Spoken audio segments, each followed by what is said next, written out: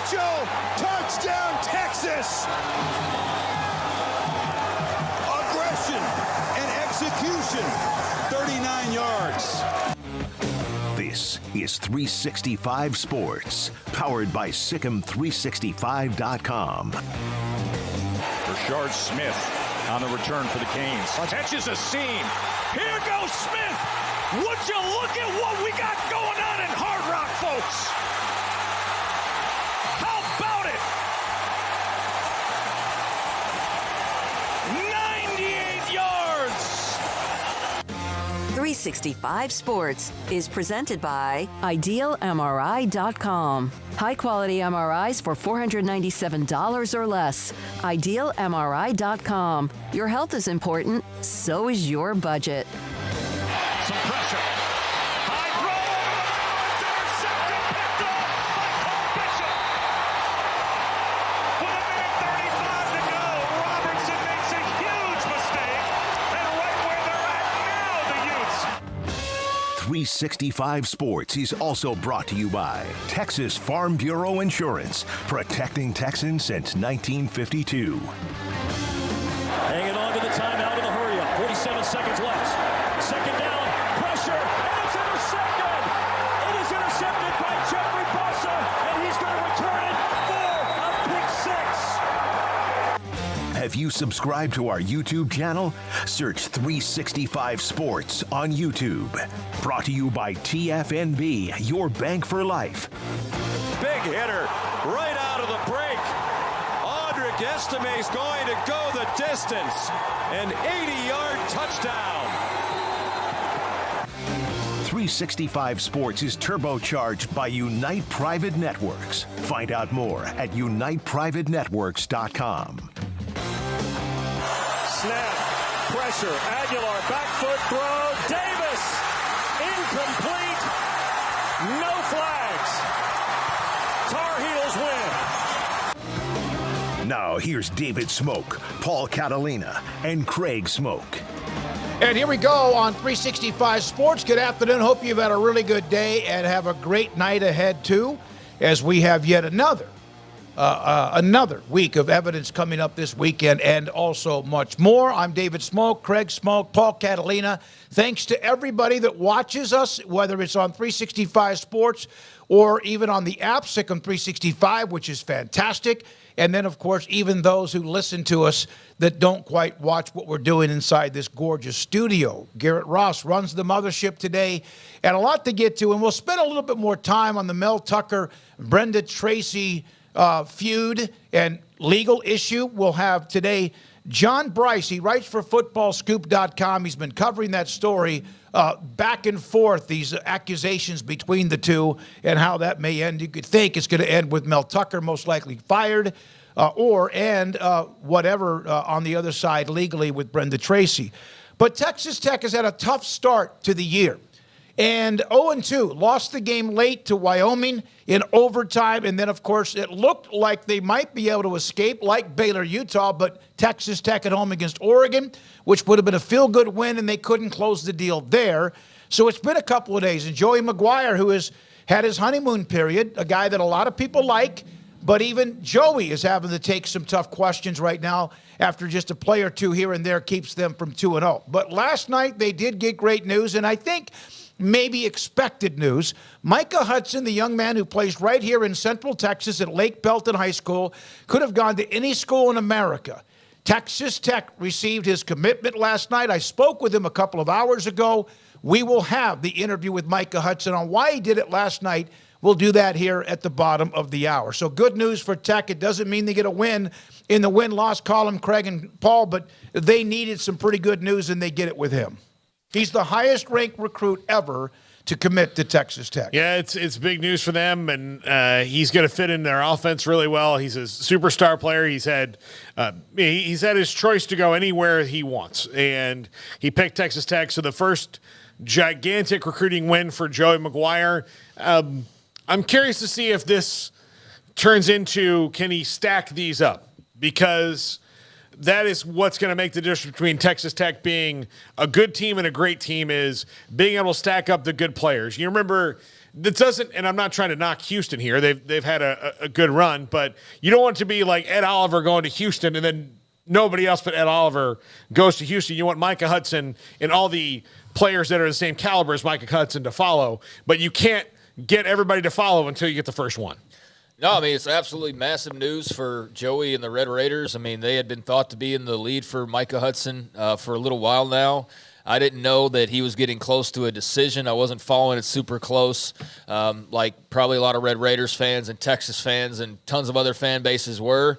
I wondered, actually, when I saw that, was that like, hey, we need some good news here. Can you go ahead and pop this commit? Because you know what I'm saying, though? Like, we've lost the first 2 games. Like, we could really use a jolt here. And so, boom, here you go. Here's this 5-star commit. Maybe that had nothing to do with it, but it at least crossed my mind of, like, they could really use some good news, and they got it last night with Micah Hudson. So however it worked out, whether it was just funny timing or, hey, let's give the fan base a jolt, they did that, and they landed a star. I mean, he's an absolute stud. He was on national TV last week as Lake Belton lost in a close game on ESPN's networks, and the country got a little taste of him there. Didn't have like his most crazy wow game, but you certainly saw the potential and the talent there. And, yeah, that's an absolutely huge land for that staff. I know that former Baylor player Brian Nance got a lot of the credit for helping secure that commitment. So, I think those guys' time here in Central Texas and being around Belton and being around, this area, Waco, Temple, Belton, Killeen, certainly did some favors as well as far as the relationships. The head coach of Lake Belton, Brian Cope's been around here for a really long time, so I'm sure that, that helped having the track record here to just that relationship. And so, yeah, it is an absolutely massive get for them. And they've got a great class that's been shaping up already. It's like top 25-ish right now. Not sure how they expect to close, but I'd imagine landing a 5-star like Micah Hudson will be appealing to a lot of other highly ranked guys potentially. So, yeah, go out there and win some football games and ride this momentum. But that was much needed and, again, just huge for them. Yeah, it's a big deal. And I had a chance, thanks to Brian Cope, the head coach at Lake Belton, to record an interview with him. He pulled him out of class to have a chance, and we'll have that at the bottom of the hour. So there is that. Now, when it comes to, and speaking of that, we really focused a lot on Texas and Alabama, all Baylor and Utah, and the repercussions. Mack Rhoades today, by the way, at 4:20 here on 365 Sports. But Texas Tech, the loss to Wyoming, the loss to Oregon at home, they're 0-2.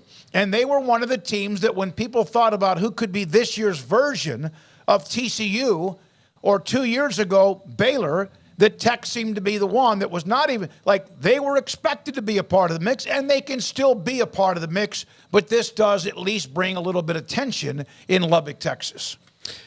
Yeah, I mean, I think that, they've got to remember that they're still in year 2. They just lost to Oregon, who's going to beat most of the teams they play this year. They played them tight. It was at home. There's a lot riding on that game. But, hype and reality are 2 different things. And you're probably right where, you really were going to be either way.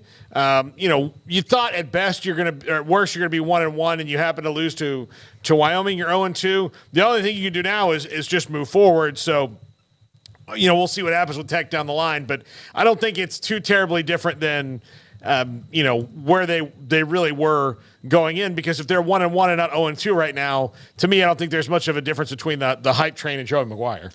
I'll disagree. I think there's a difference because, you're 1-1 and you can say, well, at least like the only loss was at home, is, close in the end against a really good team in Oregon, who's a top 15 type of team.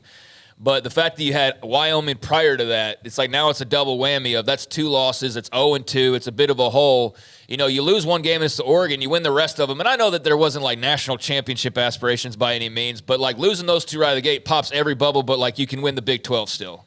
But like anything grander than that is off the table basically now. Whereas if you had just lost to Oregon, in theory, that's still in play. And I know that's a long shot, but I'm just saying as far as the hype goes, you still, I think, would have had that as long as you had beat Wyoming.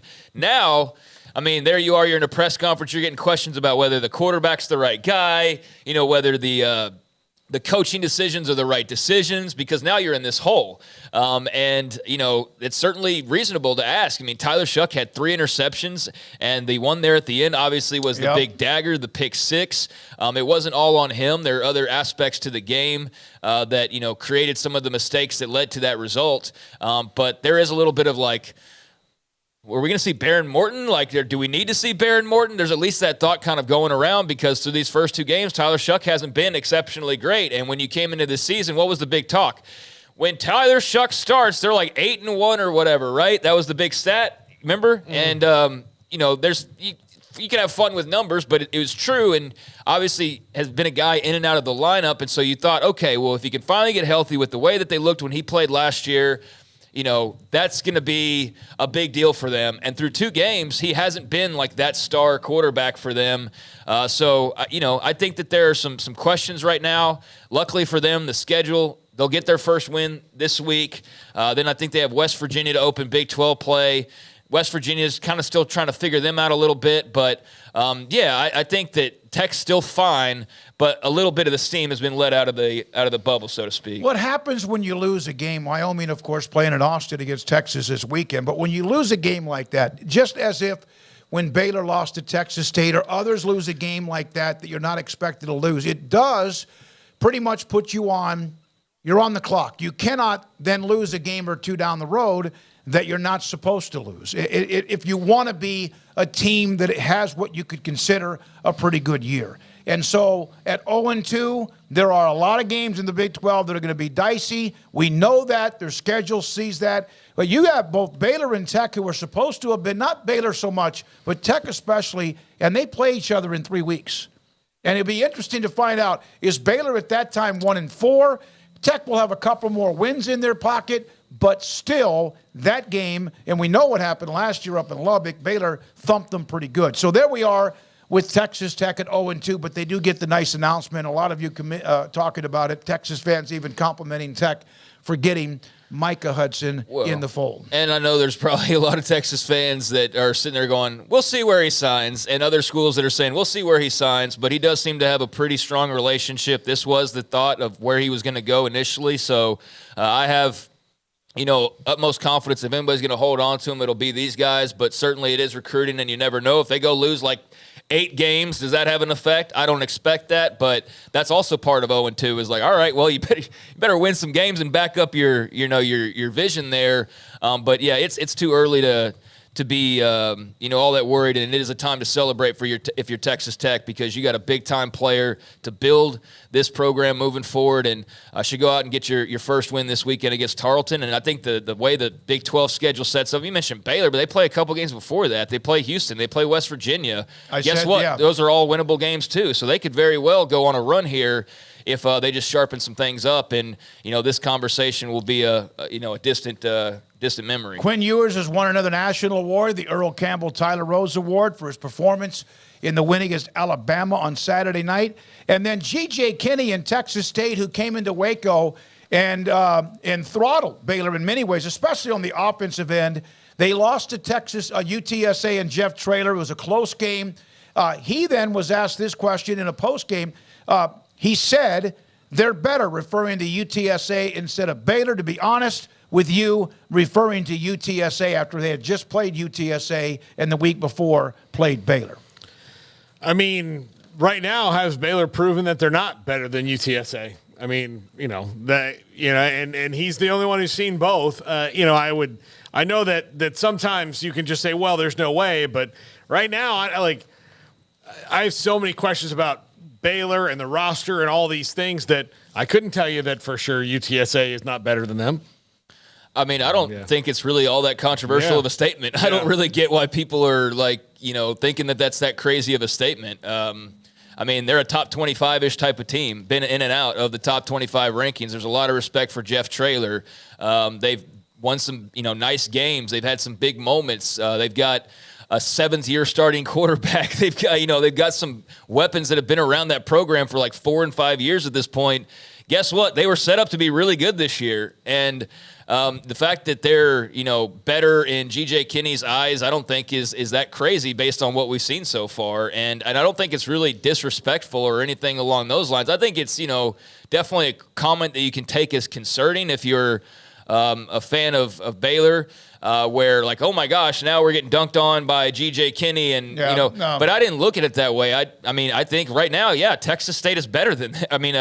Texas State was clearly better than them, but I think UTSA is better than them. If they were to line up right now, I'm probably taking UTSA. So, you can take that as like a.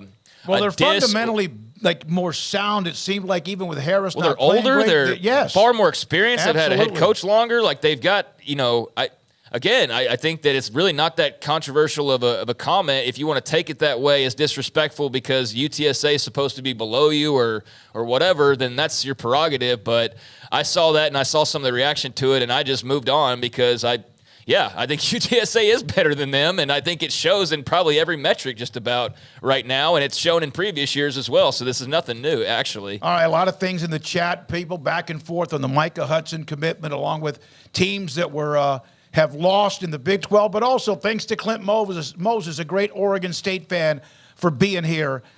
Some that think Baylor will lose to Long Island. If Absolutely they lose not. to Long Island,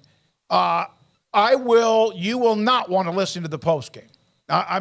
Paul, I'll walk from the stadium. If they lose to Long Island, it's done. It's over. You can shred everything else up. And I know it's already right now, a lot of people are frustrated. I think a lot of people want them to lose the game. If you don't like Baylor, of course you would want to see them lose that game.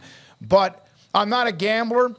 If you want them to lose, that's fine. But when they'll lose to Long Island, would you put money on that? Not with me, but would you bet money on that? Or is that just kind of being flippant and you want them to lose? Just like you want to see teams like Oklahoma or Texas or anyone else, you want to see them lose. They lose to Long Island, they won't recover from that for a long, long time. Neither will anybody in the program. But I think it's almost silly to even bring that up. Now, if they lose to Long Island, which is not going to happen, and if it does, then I'll eat crow. But I'm saying that matter of factly because there's absolutely zero reasons why they should ever lose to Long Island. And so if that were to happen, then I would almost welcome it because it would provide the type of clarity that would just bust open everything and let you know exactly what the real deal is. None of this, well, who are they? And, well, the effort was good. And does this mean that they can do that? Or, no, they lose to Long Island, like, put a fork in it, it's done. And we can all start planning the exit strategies. That's what we could do. So in one way, it would at least answer some questions. But in reality, for at least right now, I'm not even entertaining that idea. And, I think it's probably as much just trolling as anything because the odds of that are quite slim. Listen, there's an 800-pound gorilla in the NFL that happened last night, and we do have segments along the way. John McClain will join us much later in the show. But the Aaron Rodgers, 4 plays into his tenure and his era with the New York Jets, whose defense really struggled, really made Josh Allen look silly at times with the 4 turnovers. They lost him for the year with an Achilles injury. Aaron Rodgers, a Hall of Fame quarterback, is done for the year. Out for the year, and the Jets still won an SFA kid. Xavier Gibson ran back, the punt for a touchdown to win that game. Aaron Rodgers done for the year. Paul, I know we're a lot college football, the former Cal Bear, but that's been forever ago. But they play the Cowboys next. It is weird that, and you know this, the trend with the Cowboys for years, and they didn't always take advantage of it, is that whoever they play next, the quarterback goes down the week before like 50% of the time, and now they're not. And the Jets with that defense would be really pretty salty if they can't have Rodgers at quarterback. He's done. Yeah, the one that comes to mind is they launched Jake Delhomme's career. The Cowboys did. He was with the Saints at the time, and they played him, and he played out of his mind. But it is for the Cowboys. It's kind of it's an interesting break. I hate to say the word lucky because it just sucks for Aaron Rodgers. It sucks for NFL fans. I wanted to see Aaron Rodgers play for the Jets. I was curious to see how that was going to go, and it lasted 4 plays, and then he got hurt, and, he's 39, and maybe we'll see him play again, but look, when you're 39, you've been in the league that long, you have an Achilles injury. I hope we haven't seen the last of Aaron Rodgers, and I hope that if he comes back, we can see close to what he was, what we were going to see this year. But yeah, that was a super bummer of a thing last night. Had to pinch myself to know that it was real, honestly. Had walked away for just a second and looked at my phone while I was taking care of a couple of things and started seeing all the reaction. You know how on Twitter people just react? They don't even you don't even know what they're referencing. It's like, oh my God. And you're like, okay, did the nuke hit the US or did the TV show go off the air early? Like what exactly are you reacting to?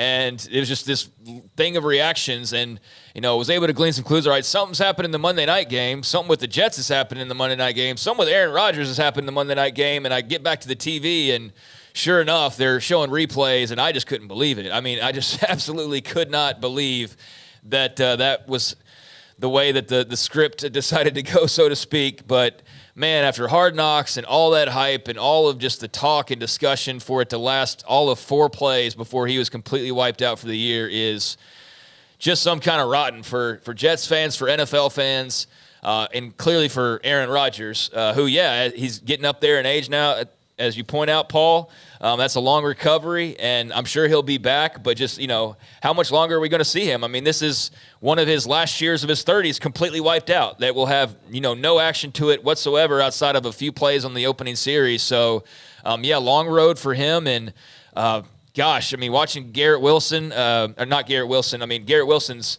terrific, but Zach Wilson, I mean, that was the nightmare scenario if you're the Jets. You had to watch that, and you're like, well, now we got Aaron Rodgers, baby, and freaking week 1, like, here's Zach. He's back, baby. And thankfully you've got guys like Garrett Wilson, who had an incredible touchdown catch there at the end. But, yeah, just awful. I mean, I still kind of am in disbelief that it actually happened the way that it happened, and just sucks a lot for, it really does. For the NFL. He's done.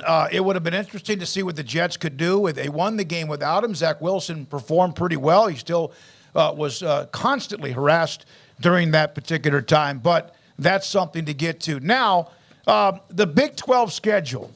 By the way, Utah did make the decision. I'm not sure if you saw this. It was either late last night, but Kyle Whittingham saying that they will continue on going forward, that Nate Johnson will be their starting quarterback until Cam Rising is cleared to play. And it was so obvious when he came in the game, and it says a lot about the patience that Utah showed, that they stayed with Barnes.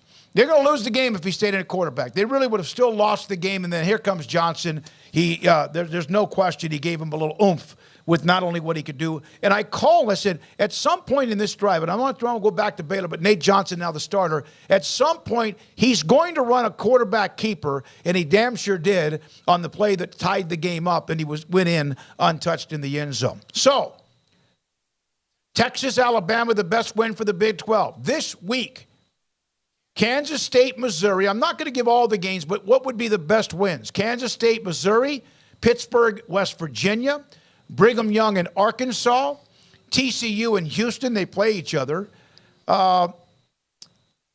Kansas plays Nevada. Most of the other games, I'm not sure exactly. There's some obvious favorites and maybe not. Wyoming at Texas. I think no matter what Wyoming did against Tech, good for them, but playing in Austin will be really much. But which of those games? K-State, Missouri, Pittsburgh, West Virginia, Brigham Young, Arkansas, TCU, Houston. Which of those games would be the best win for somebody in the Big 12? I think there's only one. It's West Virginia beating Pittsburgh, their rival, and resuscitating Neil Brown a little bit. Otherwise, BYU Arkansas is a good game. That one's going to be interesting. I would like to say Kansas State and Missouri would be good, but I just don't think Missouri's really all that great. I think Kansas State should handle them, and I think that Kansas might send Nevada's coach out a little bit faster than even the fans want him to go because he's on the hot seat right now. I think the best win would be Houston beating TCU. I think that would be the most massive win that somebody could get. And I know it's, eating one of your own, but, I mean, that to me would be the big one, especially coming off what Houston just did and where they are right now after that loss to Rice. I mean, that was ugly. That was a big strike for Dana Holgorsen in my mind, and he's already, I think, had one. So, I know he's confident in that buyout and all of that, but you still have to win football games over time. And 2 weeks into the season, you had eke it out against UTSA, great. How you followed up, you lose to Rice. And look, Rice is proved, or whatever you want to call it, they're due. That's fine, but I think you go beat TCU, you do it at home, at night, on Fox, Big 12 opener. I think that would be a massive win for Houston. Doesn't necessarily propel them anywhere, but it would be big for the program. And then, I think, West Virginia getting a win over Pitt. I think Pitt's kind of an ugly team at the moment. They're not, like they were a couple years ago, when we were thinking of Kenny Pickett and Jordan Addison. They're not that level of Pitt right now, but, still a big rival, a regional, opponent, and a team with some history and all those things. And Neil Brown's situation, I think you go and beat them. Yeah. At that point, you've knocked off one of your big non-conference foes, and you're at 2-1. And I think you feel a lot better about where you are than what the alternative was. If you're Neil Brown, where 1-2 was probably more likely, that puts you a step ahead of where you thought you might be. So I think BYU Arkansas. I mean, going to just beating an SEC team on the road would be big. I think same thing goes for. K-State, Missouri. K-State, Missouri to a lesser extent, but I think they would still be important for K-State. But, give me Houston over TCU. Perfect cracker in the chat room. Danny Stutzman, Oklahoma linebacker, winning the National Defensive Player of the Week. I know he won the Big 12 Defensive Player of the Week. I did not know that he won the National Defensive Player of the Week, so good for him. His kid that joined us, young man that joined us at the Big 12 Media Days up in Arlington, so that was great. By the way, the same link we used last week for Pick'em, where Paxton won the tiebreaker among 5, $100 gift card from TexasBeefHouse.com. It's the same link. Paul's going to pin it. Have you done that, Paul? Have you been able to pin it to the top? You didn't ask me. Yeah, go ahead and pin it to the top if you don't mind. And that is starting. Now you can register, get up in there, and also be a part of the Pick'em, have a chance to win the $100 gift card from Texas Beef House. We'll have Micah Hudson on his commitment to Texas Tech and why now. And then also on top of that, John Bryce covering that Mel Tucker, Brenda Tracy legal issue. And it's gotten uglier and uglier as the day has, the last couple of days have gone by. So we'll have that for you at 3:45. Mack Rhoades today, John McClain today, Craig's off the radar today, and then also we'll have Paul's Top 5 to close out the show. And this is 365 Sports. I have discussed the journey I have had with my dental work with Dr. Steve Childress and Stonewood Dental. Everything about my mouth had been taken care of as far as cavity, tooth being pulled, implants, a crown in my back right. But there was one thing that we didn't get a chance to get to because there was so much that was done maybe a month or two ago that I have the back left molar that he, Dr. Childress, told me was a little bit shaky. Well, damn it, I bit into a mint early last week, and sure enough, popped the crown off the top of my tooth, and then inside of it, there was a reason it popped loose. It wasn't the mint. It was also something that needed to be filled, a root canal. So I had an emergency root canal on Friday morning, thanks to Dr. Johnston at Stonewood Dental. And then yesterday morning was there in front of Dr. Steve Childress. He then went about fixing the rest of the root canal, adding a temporary tooth that I'm going to have to go in there and most likely get a crown that's put in at some point. I cannot tell you, even though there wasn't just one shot in my gum, there were a couple of them. And I had a little bit of an infection that late Friday night was really bothering me, but thanks for the medicine, the prescription that helped me get through that. So Dr. Childress fixed it up yesterday morning. I feel so much better than I have in the last 2 or 3 days, and at some point I will have a crown put in. He is fantastic at what he does. He was out of pocket on Friday, helped me on Monday. Stonewood Dental's already sent me up with a follow-up appointment for September 30th on a Saturday morning. I can't wait for it. Where I used to not, oh my God, it's the dentist. I got to come up with an excuse. Don't wait. I know that's simple. Don't wait. Just fundamentally do not wait. Don't be worried about what might be wrong or could get worse. Get it done. Dr. Steve Childress in Robinson, Texas. During Jeep Adventure Days, Alan Samuels in Waco is celebrating with an incredible line of 2023 models like the Grand Cherokee, Renegade, Wrangler, and Gladiator. Come see what Alan Samuels can offer you and your family and find the Jeep SUV that fits your lifestyle. Looking to connect with Baylor alums in your area? Baylor alumni can help. Looking to host a watch party in your city? Baylor alumni can get you started. Want to step out in your community and serve with other alums? Baylor Alumni is your connection with the university and each other. Let's get started. Learn how at baylor.edu/alumni. One size fits all. That may be all right for an adjustable belt or cheap sunglasses, but when it comes to your financial needs, no one wants a one-size-fits-all strategy. Ben Erlinson, your Edward Jones financial advisor, knows that his most important goals are yours. That's why he takes the time to understand your needs, knowing you. That's how Edward Jones makes sense of investing. Ben Erlinson, 100 North 6th Street in Waco, 254-759-8533. Edward Jones, member SIPC. Baylor Scott & White Southwest Sports Medicine and Orthopedics, the team physicians for Baylor Athletics, diagnosing and treating all sports-related injuries, including concussions. These specialists also provide orthopedic services for athletes and non-athletes alike, whether it's knee or shoulder pain, a wrist injury, orthopedic spine care, and even an arthritis and total joint clinic. Trust the doctors Baylor Athletics trust. Baylor Scott & White Southwest Sports Medicine and Orthopedics wants to get you back in the game. TFNB Your Bank for Life is the official local bank of Baylor Athletics. Find out why more Central Texas are making TFNB their bank for life. Sign up for our Edge checking and savings accounts to earn interest or cash back. With 5 convenient locations and an award-winning mobile app, banking has never been easier. TFNB Your Bank for Life. Member FDIC. Pioneer Steel & Pipe opened their doors in 1943, and they have never wavered with their focus on great product and customer service, relationships with a handshake, making sure you, the customer, is satisfied. Their new facility is now twice the size, allowing new inventory, higher quantities, and in a much more organized fashion. In addition to the long lengths in tubing, angles, channels, rods, and flat, Pioneer Steel & Pipe now offers several shorter, more convenient lengths of material already cut. Their 2,500 square foot showroom has over 1,000 new products in stock, new welding supplies, hardware, quickcrete, and do-it-yourself components for any project, whether you are a professional contractor or weekend warrior. The new facility is designed to make your loading experience faster and more efficient with easy drive lanes around the building and much more room to get your trailer loaded. Our location may have changed, but our values haven't, and our relationship with customers goes much farther than just business. Pioneer Steel & Pipe on Loop 340 and Highway 6 and just east of I-35 in Waco. Parenting is full of surprises. You never know what to expect. So after our son was born, I called my Texas Farm Bureau insurance agent to set up a life insurance policy in case something happened to me. Sawyer is now 2. And we'll soon have a sister. There's no one else I would trust with protecting my family. Stop by and see our agents at one of our 3 McClain County locations. Coverage and discounts are subject to qualifications and policy terms and may vary by situation.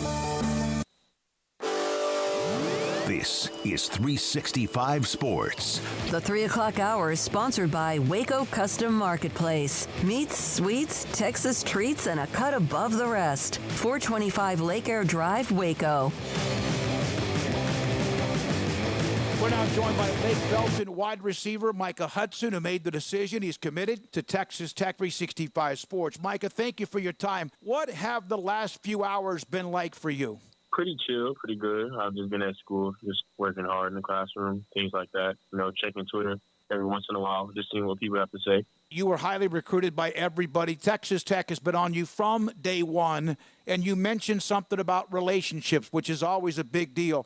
Why did you commit last night, and what was it like when you told Coach McGuire and Justin Johnson, among others, that you were going to commit to Tech? I really didn't tell anybody. I just did it. So I kind of just, you know, after they lost and stuff, I was going to post it after they won, but unfortunately they didn't win. So I was just like, okay, well, everybody seemed a little down or whatever, so I just wanted to, like, you know, bring a little light to everybody and just get them a little bit happier and stuff like that. Yeah, they've started tough at 0-2, and I wondered, is this kind of a feel-good? And the fact that you kind of recognized that and wanted to give the program a little pick-me-up, not that they asked you to do that. So how important, and what's the reaction been from those who are also a part of this next class and even players on the football team? I don't think they were really surprised, but I think they were very excited, you know, just seeing that. So the type of player and person that I am, you know, wanting to be able to play with me and see, you know, what the future holds for me and my future teammates. Did you have a discussion with Will Hammond at Hutto? No, sir. I actually didn't tell anybody at all, but he always, you know, checks in on me, just seeing how I'm doing. We might go throw a little bit, with our trainer, but he's always checking in and, you know, just seeing how I'm doing and telling me, you know, good game. Are you relieved that it's over? Yes, sir. I say I'm relieved, but I always was calm in the process, and so I didn't let any of that stuff get to me. Obviously, things change and commitments or whatever. Is this 100%, no matter what, you're going to remain committed to Texas Tech? Yes, sir. I'm a loyal guy, so I like loyalty, so I got to, you know, treat the same way I want everybody to treat me. So, yes, sir. You guys are coming off a very difficult loss, obviously, to Red Oak. You play a very tough schedule as well. What's it been like this week? And you yourself as a program trying to bounce back during the time when you are playing good people? You know, really just keeping our head up, you know, trusting the coaches and trusting our teammates, knowing what they have planned for us, and, you know, just going with the game plan and doing everything we can, putting in 100% effort and, you know, not crying about the loss, but, you know, bouncing back from the loss and learning from the loss. What feeds you every day to get better? Where does that come from in your life?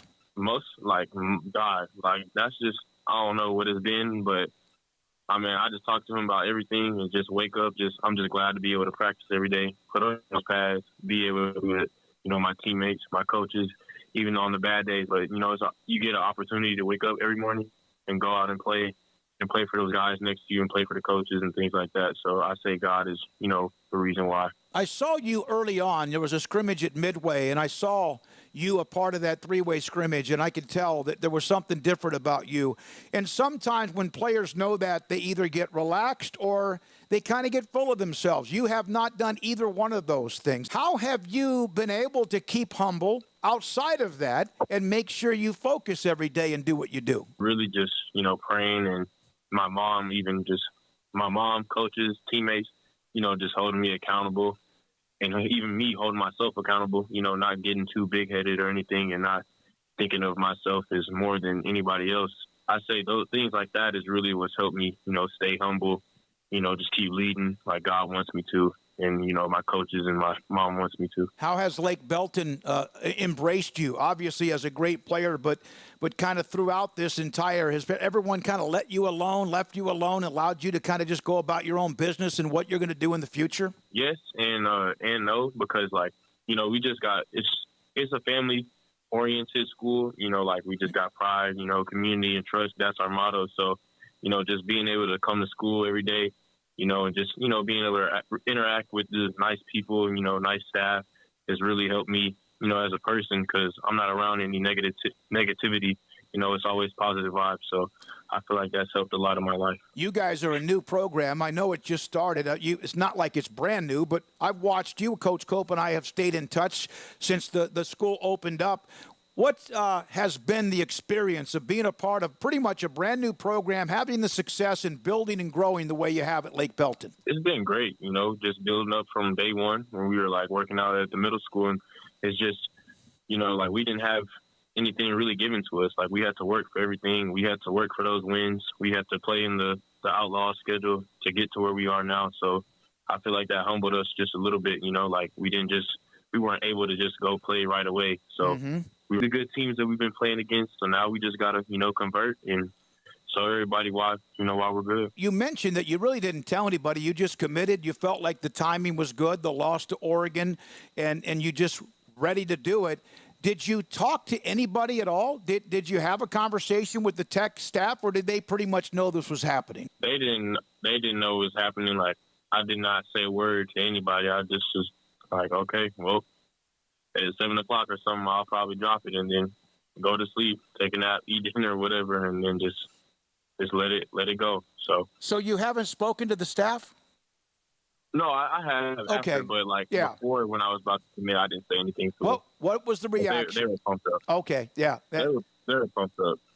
I can imagine why. What do you have to say to Texas Tech fans? Obviously, they know the recruitment. They know that this was they've never had a player ranked as high as you are play for Texas Tech, as far as committed for Texas Tech. What do you say to the Texas Tech fan base right now?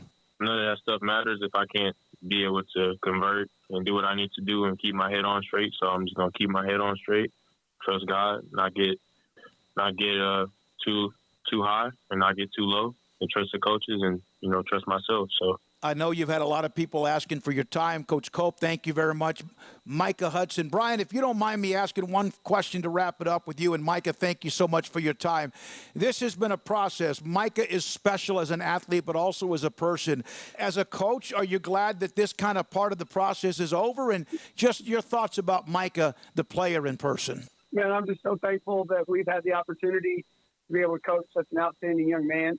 You know, I remember watching his first 7th grade football game. We knew then that he was special talent. We've been a part of each other's lives for about 6 years, and 4 of them really, really close. Just can't wait to see what amazing things he's going to do in Lubbock. Just continue on that path. We got a lot of football left here to be played with him at Lake Belton. I know he's going to give everything we've got for the Broncos, and after that, he can go put on the red and black of Red Raider Nation and go have a great time there too. How do you feel like he handled what is a enormous spotlight, and everybody in the country would love to have Micah Hudson play for them? I think he's a role model for our kids in the future who are going to have an opportunity to go play Division I football. We got probably 2 or 3 right now in our program that are younger, and on how to handle that whole process. He's been a mentor to them already, and I think that that's important.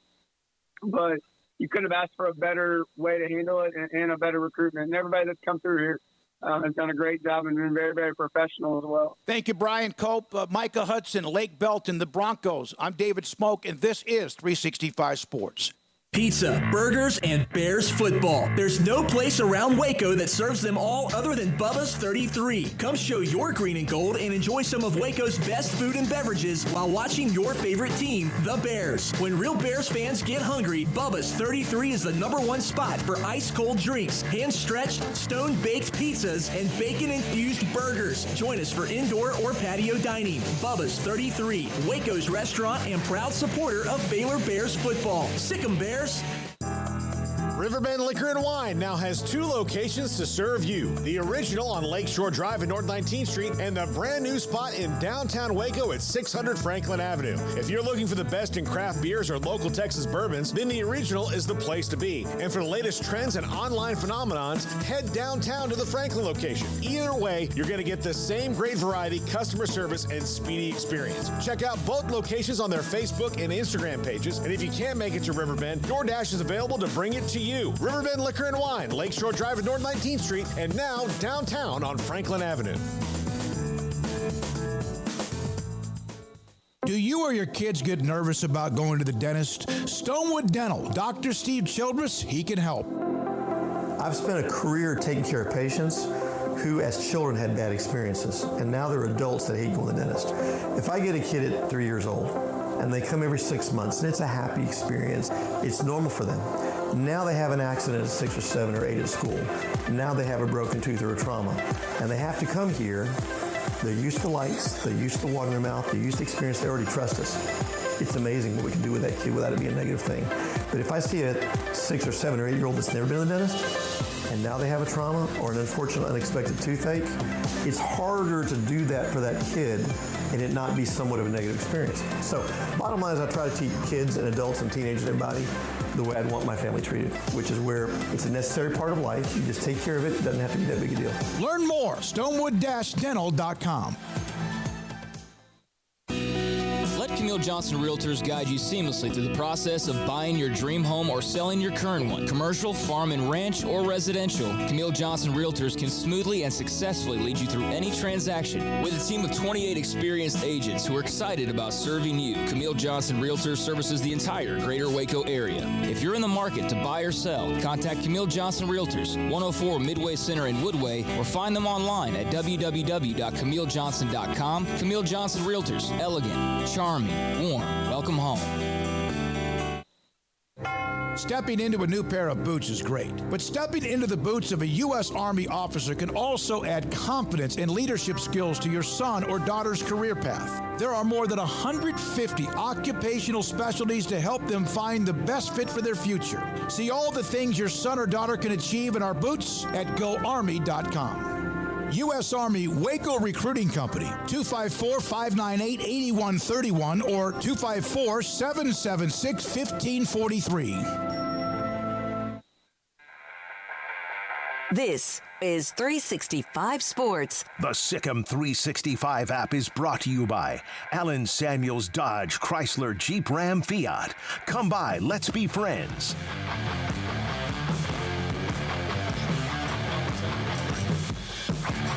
One of the stories in college football off the field that affects Michigan State with their head coach in Mel Tucker that popped out a couple of days ago and then really heated up even more so on Monday is the Mel Tucker, Michigan State, Brenda Tracy. And this doesn't look like it's going to end well for Mel Tucker. He's been suspended indefinitely. And we're joined by John Bryce of footballscoop.com. John, how ugly is this going to get? I mean, it's already just completely heinous and remarkably ugly, especially when you consider the backdrop at Michigan State of the past decade with Dr. Larry Nassar and what vile acts he was convicted of committing. So this is deplorable on every level because this is somebody who is supposed to be the face, not just of the program, but really of the university alongside Tom Izzo, the basketball coach. And this is also supposed to be somebody who is molding young men. John, is there any way he steers out of this? It's hard to see a path forward for Mel Tucker, particularly as we've learned today that Michigan State has already removed his images from within the football operations building, particularly when recruits are abandoning ship left and right. And just when you consider that Brenda Tracy has flat out challenged him to publicly testify as she intends to do next month when Michigan State holds this hearing. I also think that Michigan State not scheduling the hearing until October 5th or 6th, whenever it is, because that's Michigan State's open date on its football schedule, is an absolute lack of leadership. So, John, where are we as far as the timeline right now? Like, it came out that, there were these allegations, right? And then Mel Tucker eventually responded. Has anything else come out since his initial kind of pushback? Or I guess it was, right, Brenda Tracy saying that she was going to testify. Anything since that yesterday?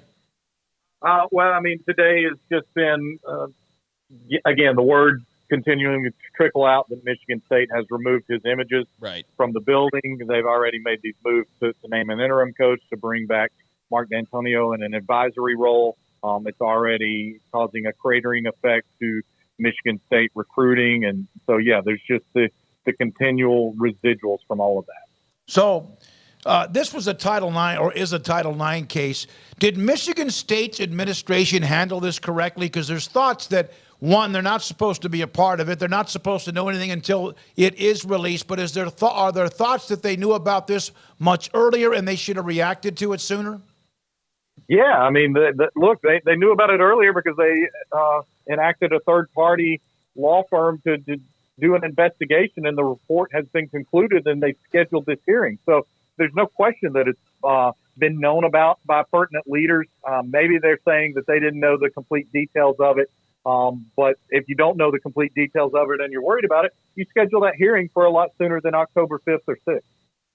So, John, does this kind of boil down to, like, even if, and I said this on a podcast earlier, that even if he's telling this 100% truth in this story, which seems unlikely, but it's still, he's put himself in this awful position for Michigan State. Yeah, it's again, and I believe he was on a actual Michigan State trip at the time that the alleged incident took place over the phone. And so he was technically on university business. And again, you're dealing with somebody. I actually used to co-host a syndicated radio show in Tennessee with Chris Lowe of ESPN. We had Brenda Tracy on our program several years ago as she made her way around the country speaking about sexual violence and trying to help educate football programs across the country. So this is not just a bizarre incident on its own that would be bad enough, but then you're talking about the singularly most recognizable and visible crusader against sexual violence in all of college athletics, and you've made these decisions. And it's a completely untenable situation for Mel Tucker and for Michigan State, and it's another completely avoidable embarrassment, flat out embarrassment for the school.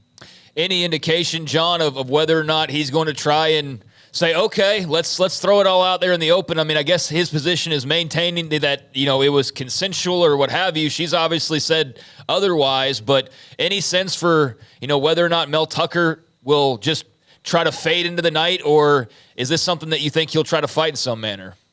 No, it's been indicated to us at Football Scoop that he definitely intends to try and fight this. But again, I don't know the practicality of him testifying in any sort of public nature. I don't know even if that would be open to the media or the general public to attend that type of Title IX hearing. But he will try to fight this on some sort of level, but it's just hard to see a path forward for him.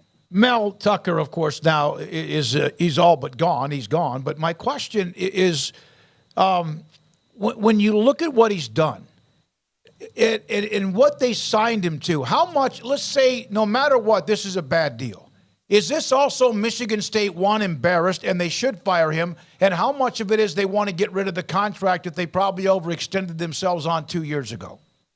Yeah, that's the question we'd probably have to have some truth serum to get an actual straight answer on. But that's the question that I promise you we've already heard from numerous coaches around the country is, wow, this is absurd. You can't do that. And this is also completely letting Michigan State off the hook for one of the most reckless and irresponsible contracts that we've seen. I mean, look, when Texas A&M has given crazy money to Jimbo Fisher, well, Jimbo Fisher has been a proven program builder with a national championship. You gave it to Mel Tucker after one decent year, really, and just completely inexplicable. And whoever made the decision to give the contract and give those terms to it, I'm a terrible poker player. I would like to play poker with that person. Yeah. John, you mentioned the recruiting bottoming out for Michigan State. It's too early to know who their next head coach would be. Do they stay in the Michigan State ladder, or do they go outside and try a massive reboot? Because they've shown themselves willing to pay big money for a head coach. Do they use that money to go after someone who is proven? Well, I mean, look, Pat Narduzzi is beloved there. He has a strong history there, and he's done a really, really solid job at Pittsburgh, a place that doesn't have a ton of resources, that has a lot working against it in a state much like Michigan, where Michigan State is number 2 to Michigan and Pittsburgh is number 2 to Penn State. So he's a guy whose name we will hear, have heard, will continue to hear until the situation is resolved. If Michigan State wants to try to go a more offensive-minded route, then you look at a guy like Tyson Helton, maybe at Western Kentucky, who's done some great things, who's had a very exciting offense, who's won games without the most talent, and who's also been at some big-time places and can recruit all over the country. It really just depends on what they see as needing to prioritize and value in this next move. John, I know it's hard to say or speak for an entire fan base because there's just so many, variables, but what's kind of the general feedback or, I guess, reaction that you've seen from the Michigan State faithful about this whole ordeal? Obviously, there's embarrassment, of course, but just kind of what is the general vibe as far as how this is sort of unfolding so quickly in front of their faces? Yeah, I live in South Bend, Indiana, guys. I've got a really close friend here whose brother is a Michigan State graduate, and the word you just said is the prevailing sentiment. Embarrassment is just complete embarrassment. I would consider the other terms to be disbelief, and then also asking how could you be so reckless, particularly at any institution at any level right now with where things are, but particularly at a place like Michigan State that's already had that sort of just heinous, embarrassing situation with Larry Nassar and paid it continues to pay for lawsuits that stem from that. So that's the overarching sentiment, is just disbelief, recklessness, and embarrassment. Will other administrators or upper level have their jobs in jeopardy because of how this was handled?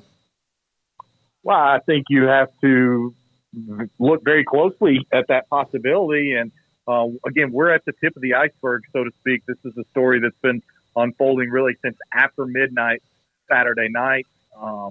So we're still almost in the discovery phase. We don't know yet what we don't know. We're going to find out much more information, presumably no later than that first full week of October. But it's hard to think this is just siloed to Mel Tucker. There has to be repercussions for additional people on the heels of this. I have one other question, and this is a legal question, so I'm not sure. They both have admitted to deleting text messages. Tucker saying, I believe, that because he gets so many, and then Brenda Tracy, she deleted hers as well. Does that come into play whatsoever? And if it ever got to a deeper lawsuit between one or the other, can they find those text messages if they're on the server? Yeah, I mean, we've seen it in far more significant government cases where a deleted text message can still be a recovered text message. And again, those have been situations of national security, of international trade laws, things like that. Those are far more important than college athletics. But yes, if it goes that far and you can subpoena a company and get them to cooperate, be it a Verizon or a Sprint or whomever, AT&T, if you can subpoena that company and get them to search their servers, then yeah, it's hard to, my understanding is it's hard to truly delete a text message forever with today's technology. Thank you very much. John Bryce of Football Scoop. I happen to see his story. We've had Zach on before, Zach Barnett. Great stuff, John. Thank you so much for being a part of the show with the latest on that story involving Michigan State. Head coach Mel Tucker, he's out, all but out, and then Brenda Tracy, too. It's wild. He's wearing the same little pullover that I am in his profile picture. I noticed that. I was like, wow, he's wearing the same exact one. I don't know what the odds are of that, but that's cool. And that was good stuff from John, who's done some good writing on this already. And, yeah, I don't know about how y'all's guys' reactions were, but I saw Mel Tucker and I saw Brenda Tracy, and I was like, what's going on here? Because we obviously, know of her and, her past when she came to speak to Baylor and how that went to complete hell, for lack of a better term, for the intentions to be good. It did not turn out that way at all. And I know that she was very critical in the months after, and that was kind of the last I saw of her, honestly. And that was a few years ago now at this point. And so when I saw it, I was like, what is this about? And man, it was like, whoa, buddy. Okay then. And yeah, well, I mean, and you know what? Like, I'm glad you asked the question because it's only fair that your mind immediately goes to that contract and go like, okay, like how much, and with all due respect, but like your mind has to go there if you're being honest about the situation. And so it is very puzzling and we'll definitely have to learn more about this. Well, look, and if there was because the question you'd have to ask is, if this was something that they could, and this is the ultimate cynical response to it, if they're going to have a settlement to the accuser and then that person would sign an NDA, is this something that you would keep Mel Tucker on if he was winning? Right. Well, there's no question if he was 3-0 and if you could just put it to the side, sure, yeah, probably. So that's the cynical way to look at it. And like the only answer to this is if he behaved inappropriately, then it doesn't matter if you're winning or not. You're supposed to fire the guy, right? Because remember what happened to Chris Beard at Texas, right? Texas handled that the exact right way. It was inappropriate. He brought negative attention to the university. He put himself in a situation where you're like, well, how are you supposed to explain to young men, don't get yourself in this situation when you have very much been in it? Like, you can't be the leader of these guys anymore. We have to let you go. And then Mel Tucker, it's the same thing. Look, his Google search for the rest of his life, it's not going to say, like when you Google Mel Tucker, it's not going to say Mel Tucker, Michigan State football coach. Or his it's extension say that he said, Mel Tucker and what happened on the phone. Yep. That's what's going to happen. And so Michigan State's got to let him go. To put himself in that position when here's the other thing.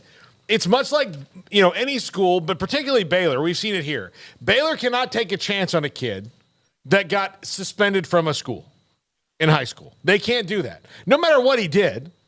If a kid got suspended from school because of what happened here in 2016, Baylor has to have a different. They have to. Well, I can't recruit that kid, no matter what it is. Is there a time lapse on that? I'm just asking. It's arbitrary. But it's arbitrary, and it's like no one's going to tell Baylor like, hey, It's time. You can now. So they just have to, for as long as it appears that that's out there, not take those chances. Michigan State has one of the worst scandals in the history of scandals under its belt. So they can't afford to have people making these decisions. They can't. And it looks like they maybe didn't handle this one great again either. So what have you learned, Michigan State? Just hope that the crime is lesser, because obviously this, I guess, is, but even still, like, it's bad all over. Well, you're right to take the cynics view because this is college football, and that's typically, you don't want to think of the most rotten decision making and the bad decisions that are made. But I mean, quite often, guys, as we've seen from various scandals and various personalities, like, it's not anything new in college football necessarily to, we've been conditioned to be cynical about these coaches and some of the things that happen. So, yeah, I think that's where a lot of people's minds went immediately. It was like, well, what about the buyout? Is this them trying to get out of that? But obviously there's a lot more to it.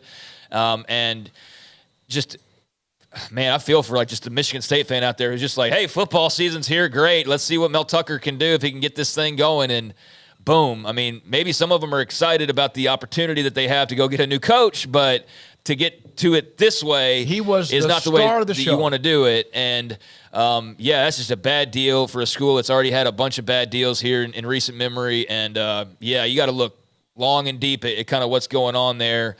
And, how this all unfolded needs to be looked into deeply, and it will be from the sounds of it, to get more information, because it is, something that just sort of popped and we were reacting to it, but it seems like there's a lot more layers to what actually this really was. The only thing that we do know for sure is it's definitely fireable, and Mel Tucker is on his way out. Like that we do know. He's done. And that is the one for sure thing. But yeah, just the Title IX, ugly situation. The Title IX is if there's a complaint, the school has to be eliminated from the decision. They have to be eliminated from all of it. They have to bring in an outside person, right?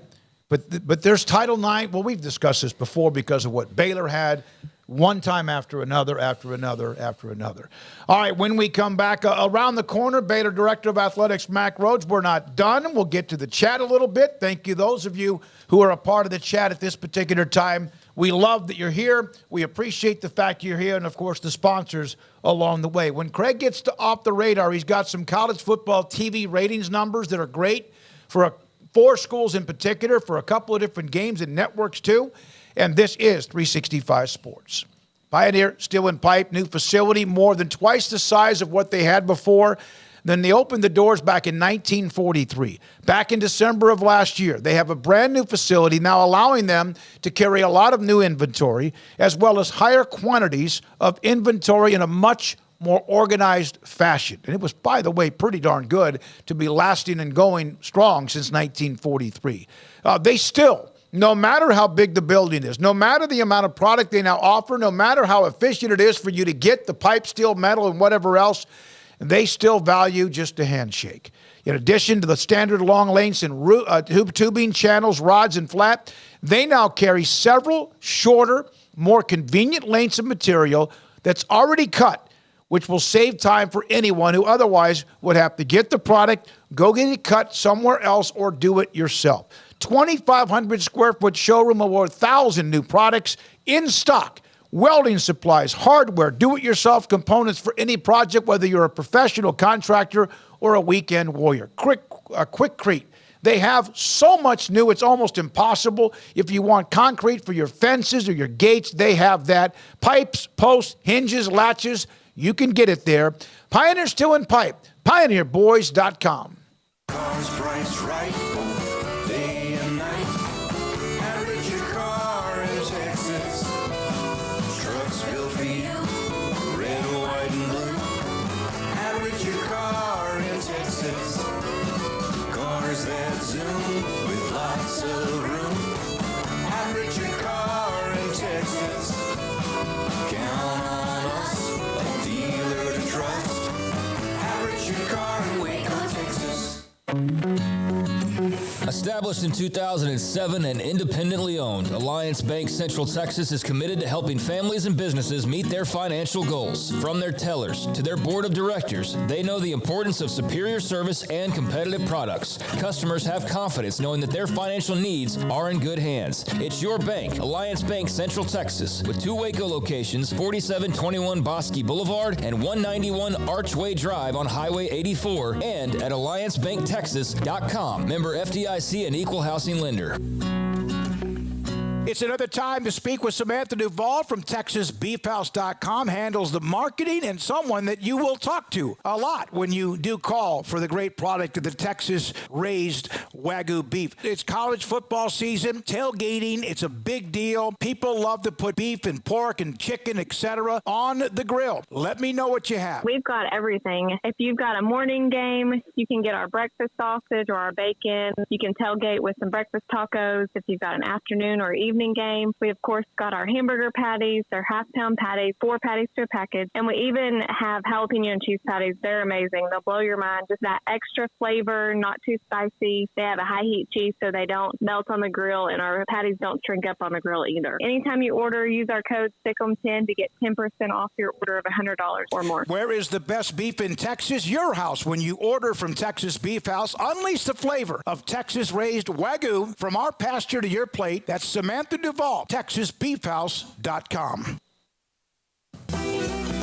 Shorty's Pizza Shack at 12th and Bagby is a homegrown, locally owned pizza place that's out of this world. Everything from the dough, the sauce, the sausage topping is made fresh in-house. Not to mention the amazing pizza pillows, the chicken wings are to die for. Try the Sikkim sauce, chili cheese fries or tots, plus great specials on food and drink every single day. Shorty's is also the perfect spot to watch the game with your friends. Shorty's Pizza Shack at 12th and Bagby. Tell them Paul sent you by.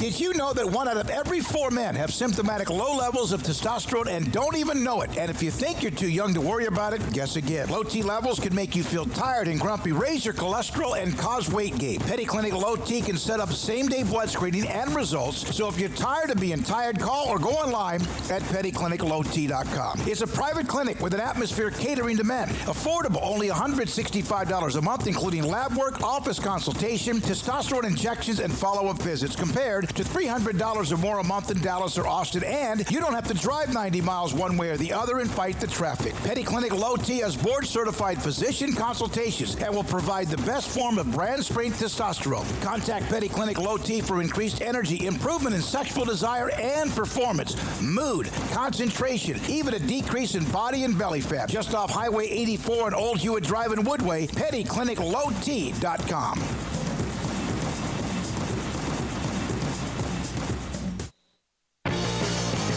This is 365 Sports, powered by SicEm365.com. The 4 o'clock hour is sponsored by Boozer's Jewelers, the wedding ring store, specializing in custom jewelry and repair, all in-house.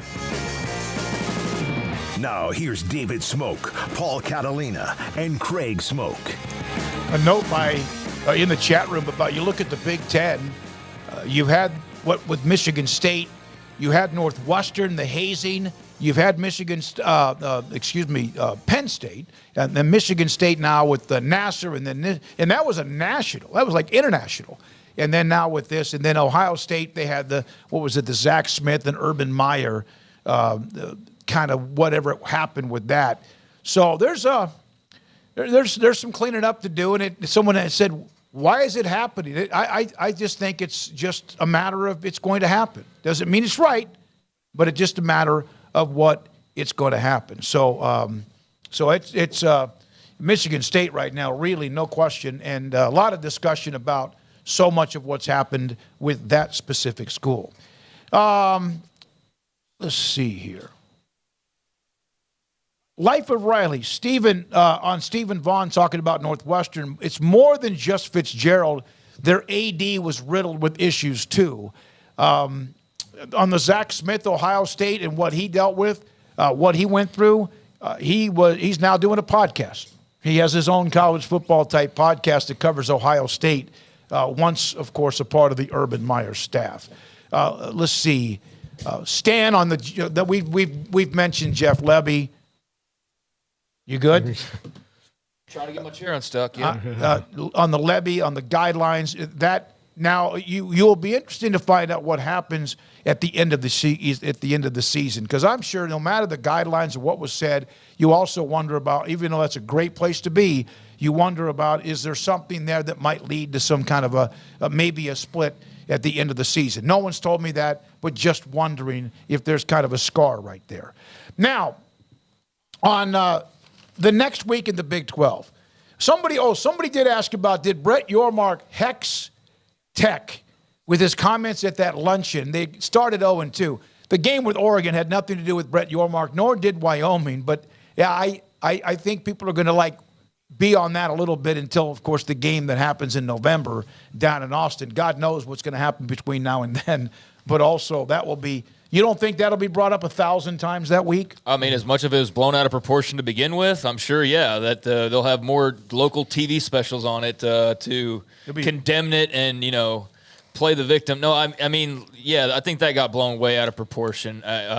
But regardless, did he curse them? We'll see when they play. That's when we'll see. I don't care about all these other games, and if they go 0 and whatever until they play that game, if they go and they lose that game, then I think that would be more evidence versus what we've seen so far, because that's the one that you care about, and that's the one that you were speaking to. But I get where you're coming from, and I'm sure that in some ways the Tech feels a little cursed right now because this is not what they expected. But long way to go, and they've got a manageable schedule coming up, so we'll see how they are able to respond. But I know that it's not what you thought it was going to be, at least right out of the gates, even though Oregon was always a probable loss. You at least thought you were going to probably win that Wyoming game and, alleviate some of the negativity from any potential Oregon loss. But here they are at 0-2, and need to bounce back in a big way. All right, here are some tidbits in college football. You guys react to them as you want. Tyler Van Dyke is the first player in Miami history to throw 5 touchdown passes against an AP top 25 team. If you think Seriously? You think about all the times they beat top 25 teams or played against them, but, those quarterbacks, they had some guys who could throw it around that were really good, even won Heisman's, but they weren't even Heisman Trophy winners. But so that between Jim Kelly, Bernie Kosar, Vinny Testaverde, and Ken Dorsey, because that's when they would, have done that the most. Granted, football was a lot different then. Ken Dorsey had a stable of running backs that, was unbelievable, over not that they ever threw 5 touchdowns, but against a ranked opponent. Yeah, but even then, because especially when you look at some of the Miami teams that won national titles, the gap between them and everybody else, look, if Miami was playing a 24th ranked Virginia team, it would, to me, back in the day, or whoever they weren't in the conference, when they won the last one, they won the ACC. But yeah, that is wild to me. I wouldn't have thought that at least one of those would have thrown 5 TD passes against the top 25 team. Yeah, that just doesn't happen that often. Even for the high-flying, up-tempo offenses, like you typically have a guy has 3 or 4 touchdowns, but 5 is, 5 passing specifically is not something that happens all that regular. I guess, Bailey Zappi at Western Kentucky was doing it quite a bit, or, I guess some of these other offenses, but that's typically like you threw for 4 and you ran for 1 or 2, or you threw for, you know what I mean? But throwing for 5 and the caveat of the top 25 ranking, it's still kind of hard to believe, but I can at least see all right, that narrows it down enough to where that's a thing. So I could see that because, yeah, you're right. They've had so much talent, but a lot of that too was also the running backs and, their ability to score on the ground. But, when he's on, he's plenty dangerous and good, and A&M learned that firsthand the other night. All right, Kansas, who, of course, they've opened up with a couple of wins, is the 3rd team in the last 20 years to record 3 10-play drives of 80 yards or more, each with a touchdown in the first half of a game, joining Tech in 2013 against Iowa State and Florida State in 2009 on the road against Brigham Young. They're not just explosive, but they're putting together methodical, long, attrition-filled type drives along the way. Yeah, that's pretty impressive. And usually when you have an 80-yard drive, there's it's not 10 plays because you've got like a 28, 29-yard chunk in there too. So the fact that they are able to kind of West Coast offense their way down the field a little bit there is interesting. I'm curious to see what happens when Kansas gets into the meat of their schedule. Can they stop a Big 12 offense on defense? But they're going to score with everybody, which means that if they get in shootouts with people, they can, for example, I don't know. I don't think Texas is on their schedule this year. But, if they got in a game with a shootout offense like Texas or Texas Tech, they can hang with anybody when it comes to that. It really is a Longhorns year, isn't it? No, it was a parting gift for the Horns, right? Don't have to play Kansas. I mean, now they are going undefeated for sure. No, I mean, I think Kansas has got to get healthy for the long haul. You got to get over the targeting suspensions and some of the things coming out of this last one. But, I mean, when Jalen Daniels is operating. Well, they do play Texas in 2 weeks. So. Okay, yeah, I thought that they did. So that's okay. Well, then, because I made a joke about it yesterday. I was like, it's going to be funny when Texas, goes like 4-0 to start the year, and then they eventually lose to Kansas. But they're a dangerous team offensively, and good to have Jalen Daniels back out there. Even though Jason Bean's probably one of the most seasoned backup quarterbacks in the entire country at this point, and you feel confident when you pivot to him, but he's not Jalen Daniels. So, they're dangerous, man, when they're on. And, great win over Illinois against a Big Ten team. They did it with, style and then also did it convincingly. So I thought that was a really good win for the Jayhawks. Here's a note about Texas's win against Nick Saban in Alabama. There's been a lot of the streaks and stuff like that we've discussed, beating the team in the top three, a road game, etc. The 34-24 loss by Nick Saban is the first double-digit home loss as a college football head coach since back in 2003. Sometimes you just have a bad day. You're playing somebody pretty good, even at home, and you just, they beat you 34-24. It's the first time since 2003 when he was at LSU. Florida in 2003 beat LSU 19-7. Has not lost a game at home by 10-plus points since 2003. Yeah, I can believe that. I mean, he's probably, if they played 150 games, had the more talented team like 147 times out of those? Yeah. I mean, that's kind of where I start. He's also the greatest college coach of all time. I know some may say, Barrett Bryant, or want to make an argument about somebody else. That's fine, but it's, a debate where he's definitely in that conversation. I mean, still to have that kind of track record and that longevity and be that consistent is remarkable, but that's why he's the best, in my opinion. And yeah, I think that every time they touch the field, they've typically been the more talented team. And I think you look at last week, you look at recent meetings with Georgia, and it's starting to sway a little bit, but they're still, plenty good, obviously. But yeah, that's just a testament to their longevity and consistency. Also, it shows you that if you have to beat Nick Saban, you are doing it at the end of the game. Yeah. I mean, if you're going to do it, it's never going to be like, all right, we're in control in the second half. Texas did it in the third quarter, wasn't it, when they bounced back from 16-13, but it had been such a great performance from them before that, too. The way they responded to falling behind, it's like, here you go again. And they scored 21, it seemed like, 21 points, 14 points in 15 seconds, thanks to a pick that flipped the script as well. When we come back, Baylor's Director of Athletics, Mack Rhoades. This is 365 Sports. Richard Carr, Buick GMC Cadillac, they are the people that you can count on for a great deal on a new or pre-owned vehicle. Also great customer service, as well as I mentioned, they are the people that you can count on. They're the people that I've counted on previously on a couple of occasions when I've needed my car fixed up. Well, right now, if you're looking to buy new, they've got the Buicks, the perfect combination of first-class luxury and value like no other SUV, ranked #1 overall brand for new vehicle quality by J.D. Powers. Buick offers amazing value. Right now, save $5,000.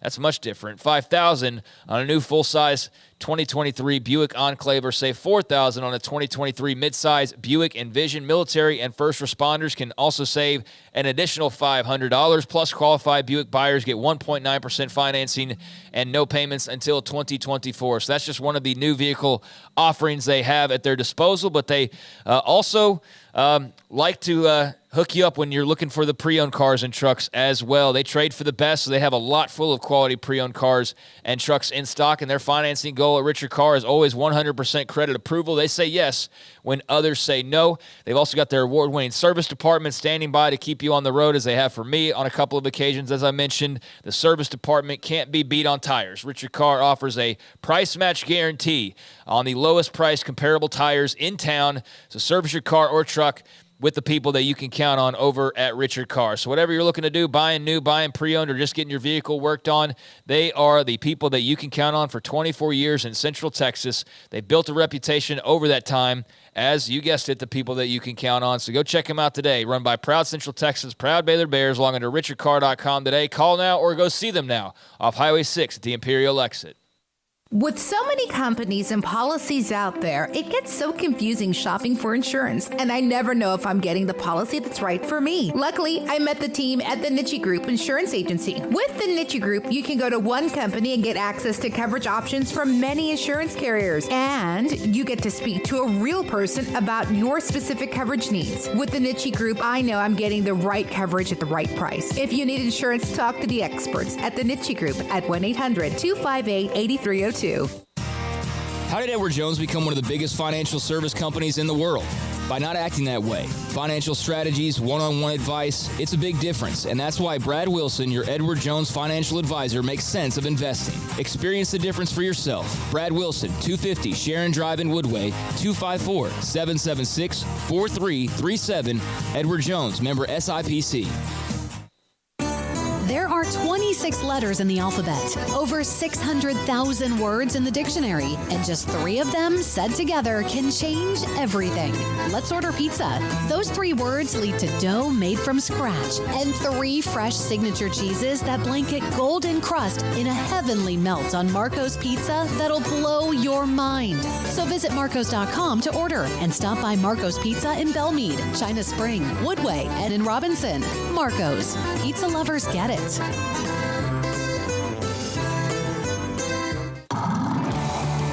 Waco Custom Marketplace is your hometown grocery store with a full-service butcher shop and bakery. Hi, this is David Smoak.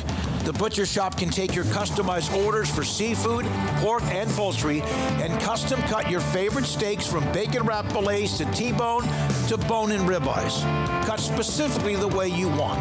They have Norwegian salmon fillets, catfish fillets, sliced ham or turkey and lunch meat, variety of cheese available, and several options of sausage links, fresh chicken breast or whole chickens, sliced bacon, pork chops, ground beef, marinated beef, and chicken fajitas, and always large briskets available, plus fresh vegetables. So the great product, customer service, and family tradition of the Bauer family continues at Waco Custom Marketplace, open Monday through Saturday.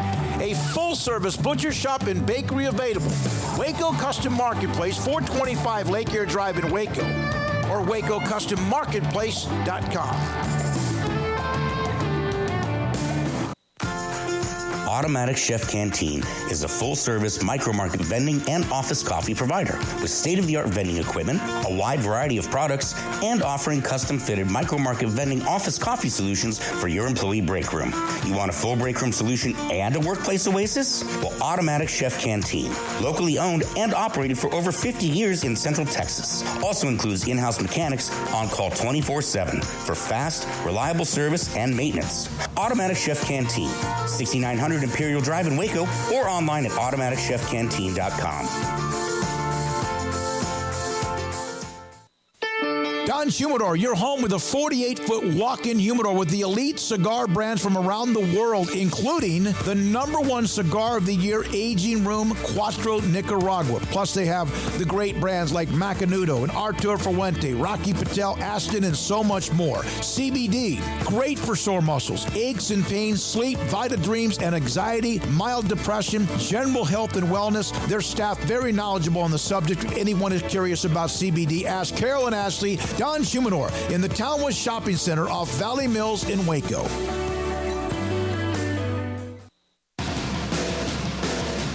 Welcome back to 365 Sports, powered by Sikkim365.com. Our weekly segment with Baylor Director of Athletics, Mack Rhoades, is brought to you by Edward Jones Investment Brokers, Ben Erlinson, Brad Wilson, Cam Heathcott, and Chuck Verno. Edward Jones, making sense of investing.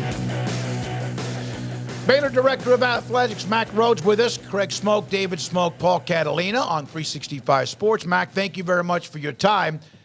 Brett Yormark was at the Utah game, I heard, or I did not see him, but heard he was at the game. Is that just him roaming through the Big 12 and going to specific games? And obviously was a pretty nice name of a non-conference game, and Utah coming back to win. Yeah, that was just him being commissioner, getting to games this season. And so, I think more than likely every weekend he's got at least one game to go to. So he chose the Utah Baylor game, and we were happy to have him and host him. Were you able to, along with him, entertain any of the administration from Utah since they're about to be a part of the conference? I think he briefly had an opportunity to, go by the visiting AD suite, say hello to Mark, and the president was there, Taylor was there, and some of the other, Utah contingency. I certainly had a chance to visit with Mark, a little bit prior to the game, and then certainly after the game. So it was really good to see him, and I'm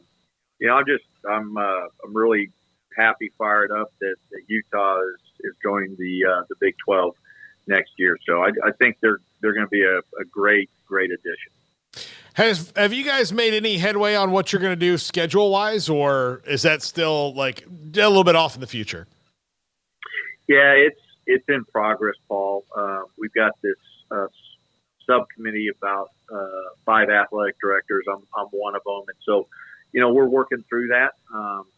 What it could look like. I think at this point in time, it's safe to say we're not going to go to divisions.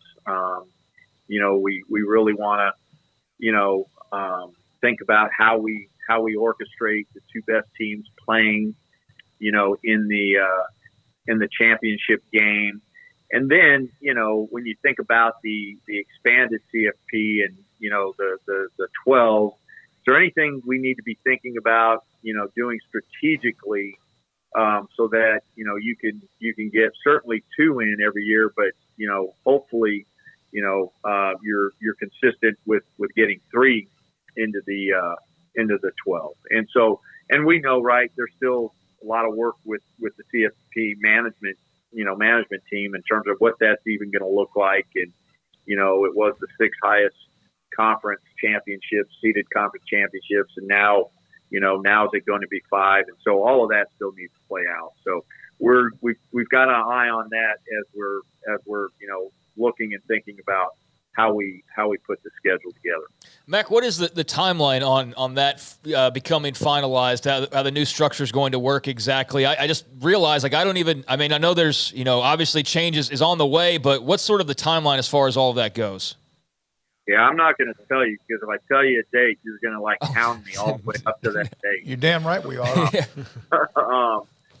I would say that, probably by the time we get to, the 1st of November, mid-November, we want to have, clarity of what the structure is going to look like, the matrix. And then, then it's a matter of, putting in the teams and, looking at all of the different parameters, and, it's the travel fair and, all of those things. So, I think that's fair to say when we think about a timeline.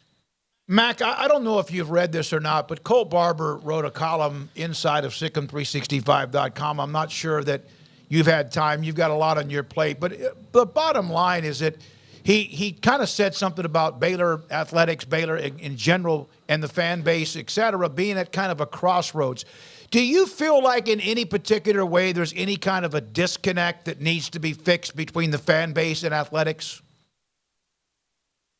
Yeah, it's a great question. I think, one, I have not had the opportunity to read his column, his article, but I'm familiar with it. I think enough people in the athletic department, candidly, have read it. And so what's been described to me is, I probably, agree candidly with some of it. I think some of it has some great merit, and there's some things, again, just as it was described to me, that I probably, don't agree with. I will tell you, I think we as an athletic department, contrary to what maybe some might think or what our fans might think, we've got great empathy for the ups and downs our Baylor fans have been through when we think about football, and we do read and take into consideration all of their feedback, and with most jobs, right, there's factors beyond what people are externally aware of, and how those things impact our decision making process. But I think we've got great empathy for our fan base. We went through this age of Grant Taft, this era where there was consistency and identity to the program, and we were winning, and then all of a sudden Coach Taft retires, and then we get into this era, this age of winning just almost seemed impossible. Like it was just so hard and difficult, and I've heard all of the stories from our fans about that, and quite frankly, their greatest fear is going back to that time, and then then we have this era, this age of where winning almost became too easy, and we became used to it, and then it was like, hey, the rug was pulled out from under our fans. We went from that to obviously the scandal in a moment's notice, and then how do you recover from that? And obviously that's when I come in, and we hire a coach that I really thought that I wasn't quite frankly, I wasn't focused on, hey, bringing somebody in that's going to be here 10 or 15 years, but bring in somebody that can handle the enormity of this scandal and all of the things that we're going to have to deal with, right? And I think I've said it before on this show, that I think I could have counted on one hand the people out there that had the leadership skills and tools to be able to handle all of that, and so Matt comes in and it builds the program, and then leaves, and then I can just feel it, our fan base going, oh, here we go again, right? And certainly some didn't even buy into Matt, and because still the pain of 2016, and then we bring in, I hire Coach Aranda because he is somebody that I truly believe that will win at a really high level here, and bring in consistency. And so our fans have been through a lot, and I can certainly understand the place that they're in today, 0-2, and the frustration, and hey, we're not, maybe the athletic department is disconnected, we're not listening, but I promise you that we are. We hear the feedback on game day, right? And we've made several changes, right? There's things with the uniform. We hear about the offense. So those are all things that don't fall upon deaf ears. But but we do hear them, and we do listen, and we do have great empathy for our fan base. And I think that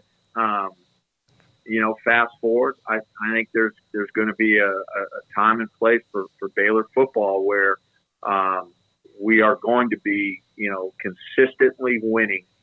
We're going to have that period of time where we've got consistency that we can count on, and that we can all feel good about. Mack, how involved do you get with coaching staffs when it comes to long term? Like, how do you build the program, and how much do you have to stand back and just kind of accept a report, as especially in the rapidly changing and evolving world of college athletics, where you have to set in, okay, I know that we used to do it this way, but now the rules have changed and we have to pivot this way because everyone around us is doing this, so we have to keep pace.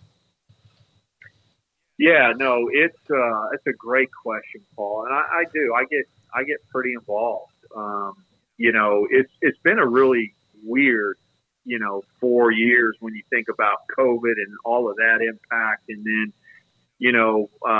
we're talking about the transfer portal and name, image, and likeness, and so the way you put a roster together, and it's interesting because this is a conversation I think we've all had. That the way we put a roster together this year, it may be completely different next year. It's just that fluid, and there's so much uncertainty, and as you try to navigate all of that, and so I'm involved in those conversations in terms of how we build this, right? And there's different steps and processes to it, right? There's the facilities piece, right? And so, that was something really, really important, and that was missing for us the day to day. And so that was part of our strategic plan, right? We've got to have a daily, football operations development center that is state of the art, is as good as anybody in the country, right? We talked about, coaching salaries and what we do there in terms of consistency of staff and keeping staff together and the scheduling piece. And then, talent acquisition. How do we do that, right?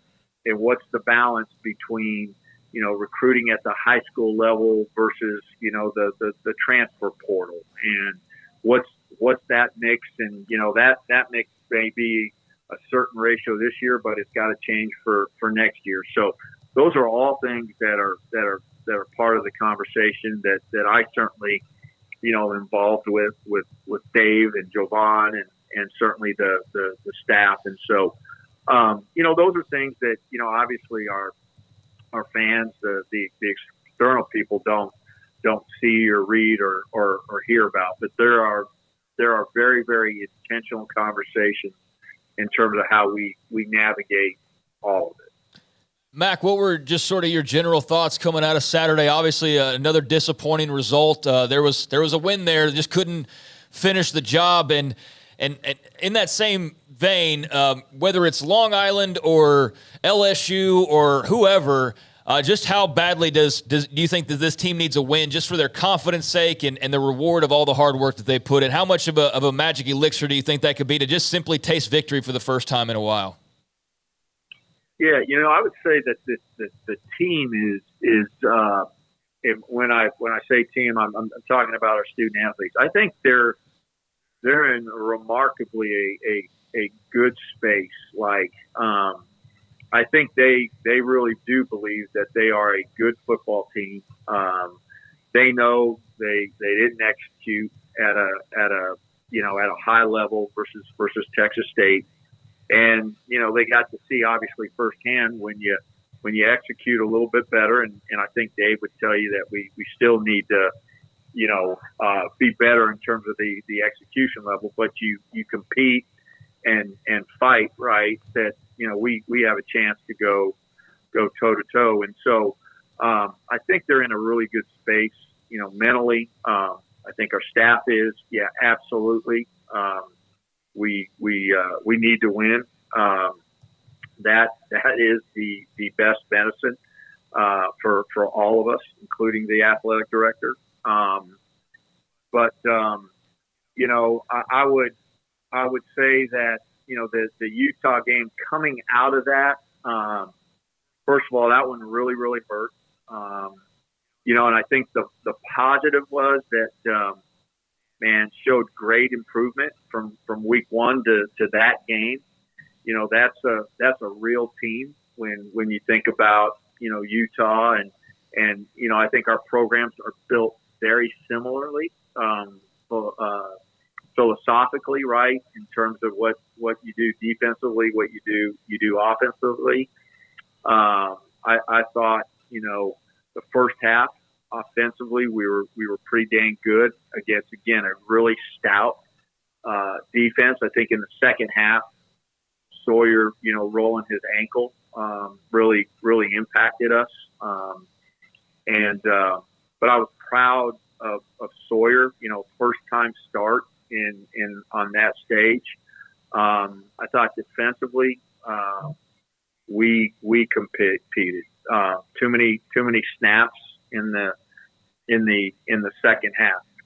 I think so. On the glass half full, was really proud of our coaches and our student athletes and the way we competed against a really, really good team. On the glass half empty side, we got to finish it. You've got to find a way, no matter whatever the circumstances are. You gotta be able to finish it. Finish the job at that stage, and we came up short. So something for us to build on. And again, I certainly believe that this team has an opportunity to compete at a really high level the remainder of the year. A week ago, when I sat down with Coach Aranda in his office and I asked about the outside noise, I asked you last week about the warmth, the heat after a loss like that to Texas State that stunned everybody from top to bottom.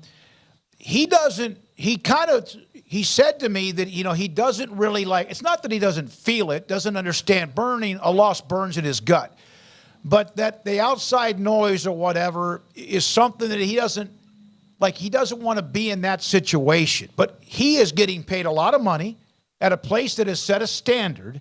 How much, in your opinion, does he realize where people are right now with the football program?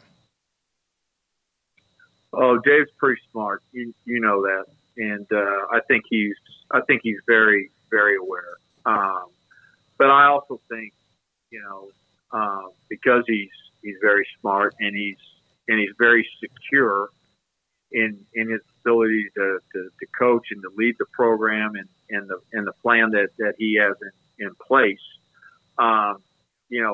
He's not going to let distractions get the best of them. And I think, it's a lesson for all of us when you're going through a tough patch, right?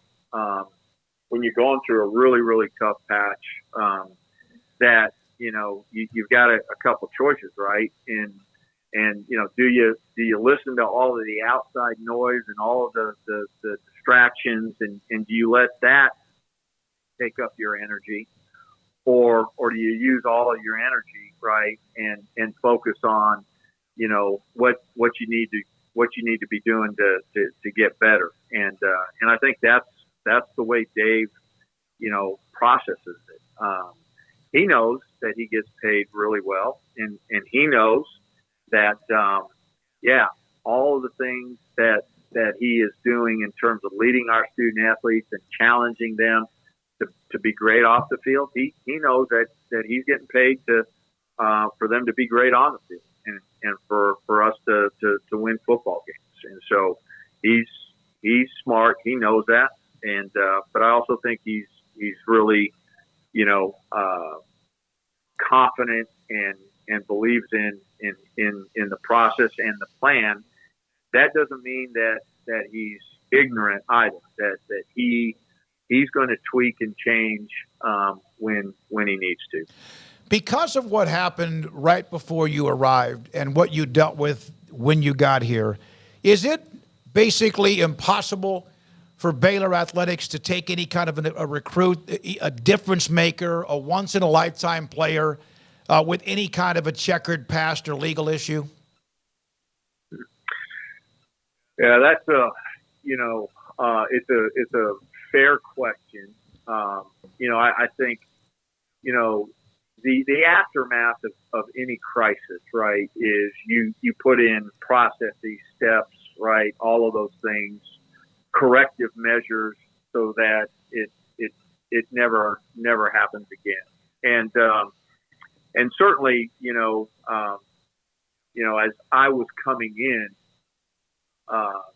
many of those, probably most of those had been set in terms of, the admissions process and the different steps, all of that, right? And so, I do think that there is, an extra, carefulness about, who you're bringing into the family and representing, the BU proudly, right? This is an unbelievable institution.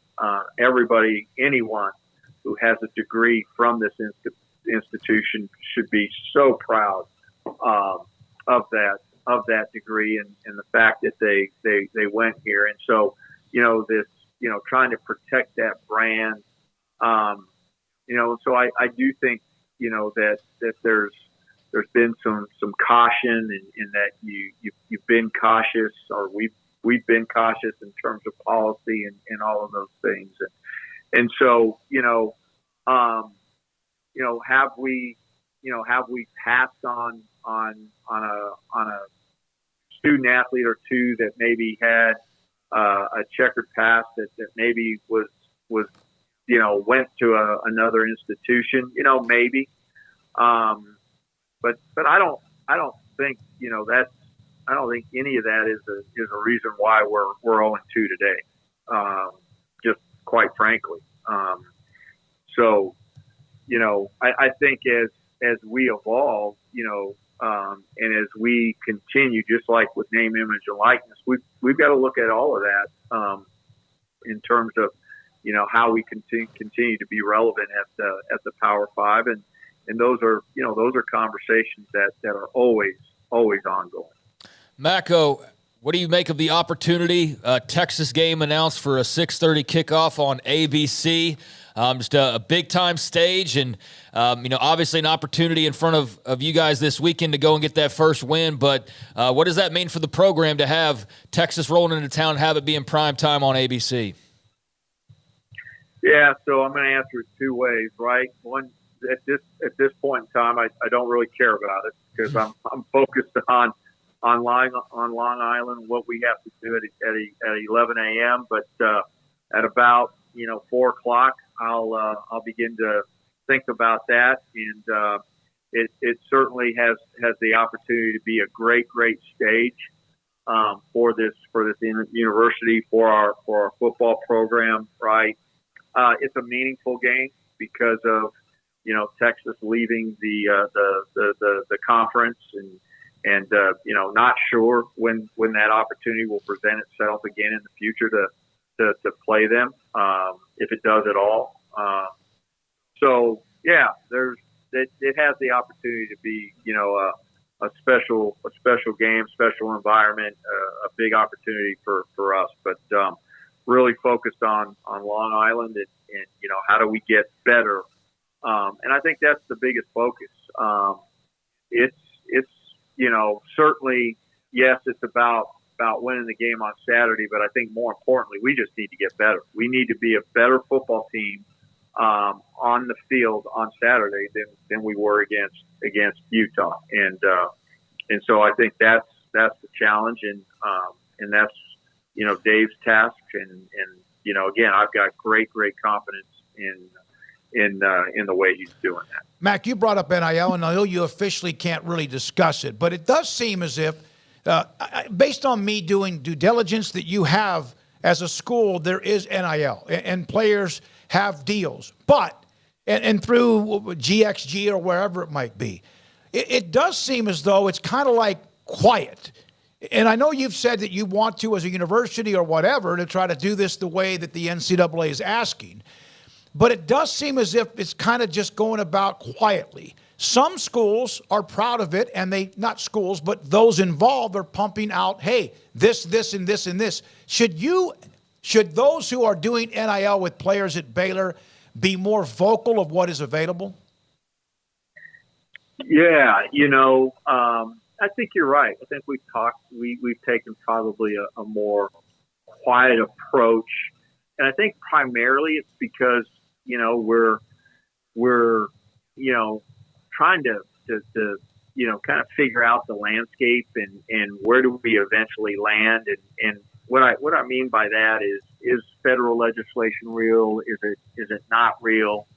Not trying to get out over our skis, etc. Now, make no mistake, we're pretty active in terms of the monies that GXG is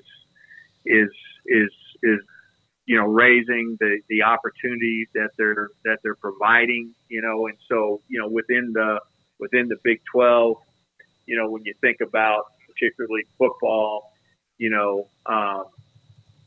men's and women's basketball, I think I can confidently say that we're in the upper half, and we've had this conversation. There's probably 15 institutions out there right now, just nationally, that are ahead of us, and have unbelievable capacity to do it at a higher level. But then I think there's this next group, and we're in that next group, and so we're fighting, scratching, and clawing.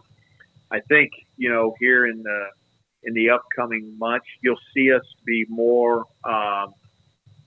public about it and the importance of it.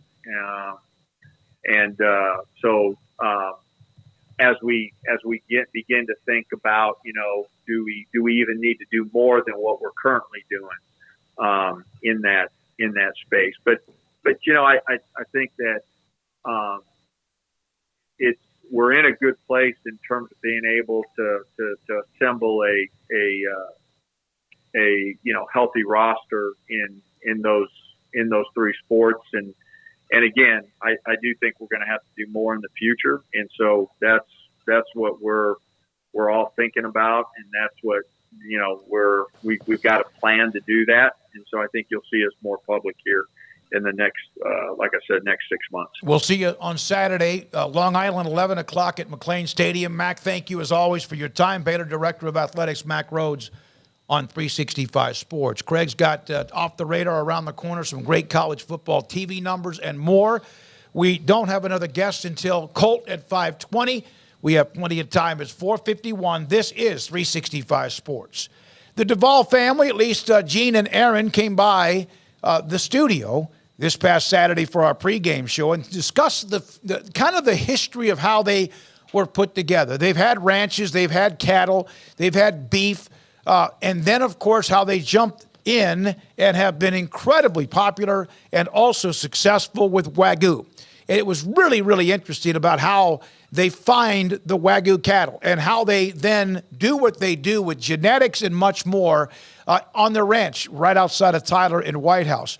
One of the things that Aaron told me one time, is Dr. George Duvall, goes by Aaron, is that aged beef is typically not available to the public because of the added cost and time. It's there, but it's very rare to get. And at Texas Beef House, they age the entire beef, not just the choicest cuts of steak, resulting in improved texture and flavor for all of their beef. If you want Wagyu steaks, if you want Wagyu beef, brisket or tri-tip, and also what they have when it comes to sausage, hamburger patties, and so much more, you can just call them or go online, TexasBeefHouse.com, contact them. I saw yet again that Kim Coulter has again ordered more beef from TexasBeefHouse.com. We give away a $100 gift card in the chat room every week. thanks to TexasBeefHouse.com, and also, in fact, I mentioned Kim on that too. They deliver 49 states. They will deliver to you, and it will get to you very quickly because it needs to. TexasBeefHouse.com. I hate my job, but I don't mind getting up in the morning. I dread each day, but I can't wait to get out of bed. You ask me why, and what I'll say to you is true. Well, you can get breakfast tacos at Rudy's Barbecue. Scrambled eggs and brisket, they ain't fooling around. Sausage wrap, son, they're the best in town. Barbecue for breakfast, yes, it's true. Put a smile on your morning at Rudy's Barbecue. Next in line. Boozers is the wedding ring store and more. If you're ready to get engaged or already married and want to upgrade your wife's ring for a special anniversary, Boozers is the place to go. With the largest selection of premier quality diamond engagement rings and wedding rings in Central Texas. They have 7 cases with over 300 styles of rings from top designers like Natalie Kay. Choose from yellow, white, or rose gold, plus beautiful top quality loose diamonds. With an in-house jeweler, they can also custom make anything you want. Bring in a picture or drawing and let Boozers create your one-of-a-kind pendant or ring. They can even use some of your old gold and diamond jewelry to create something new. At Boozers, you'll find a great selection of quality timepieces, and Boozers is the place for expert watch maintenance and repairs too. They specialize in expert Rolex watch repair for fine jewelry, watches, custom work, and more. Go to Boozers on Valley Mills and Lake Air Drive in Waco. Boozers, the wedding ring store and more. At Ideal MRI, we feel blessed to be part of the Waco community. We're a small family business here in Central Texas. At times like this, the cost of healthcare has never been more important. And unfortunately, significant illnesses and injuries still occur. And that's why Ideal MRI is open and here to serve you through this difficult time. So if you need an MRI, ask your doctor about Ideal MRI. You can schedule online in minutes at idealmri.com or call 833-IDEAL-MRI.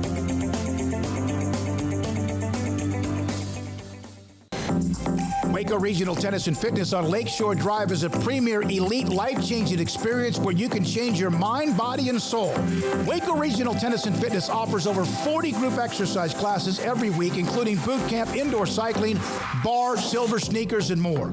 If you haven't been to Waco Regional Tennis and Fitness lately, you're missing out on the improvements. New flooring in the weight room floor and locker rooms, new paint and mirrors added to the weight room and group exercise room, and many new machines have been added and arriving constantly on the weight room floor. New free weights, weight machines, TRX, rowing machines, stationary bikes, new treadmills, new ellipticals on the spacious weight room floor.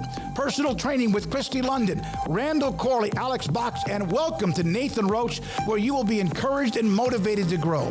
A kids club included with your membership, plus sauna, whirlpool, and tanning bed. 16 tennis courts plus a beautiful stadium court, and longtime youth tennis pro Britt Coleman and assistant junior Kenna. Adult tennis lessons and clinics with Blake, and the commitment to pickleball with 8 courts and instructor Jody Thurman. Visit the website at wacotennis.com or visit us at Waco Regional Tennis and Fitness next to Hawaiian Falls on Lakeshore Drive in Waco.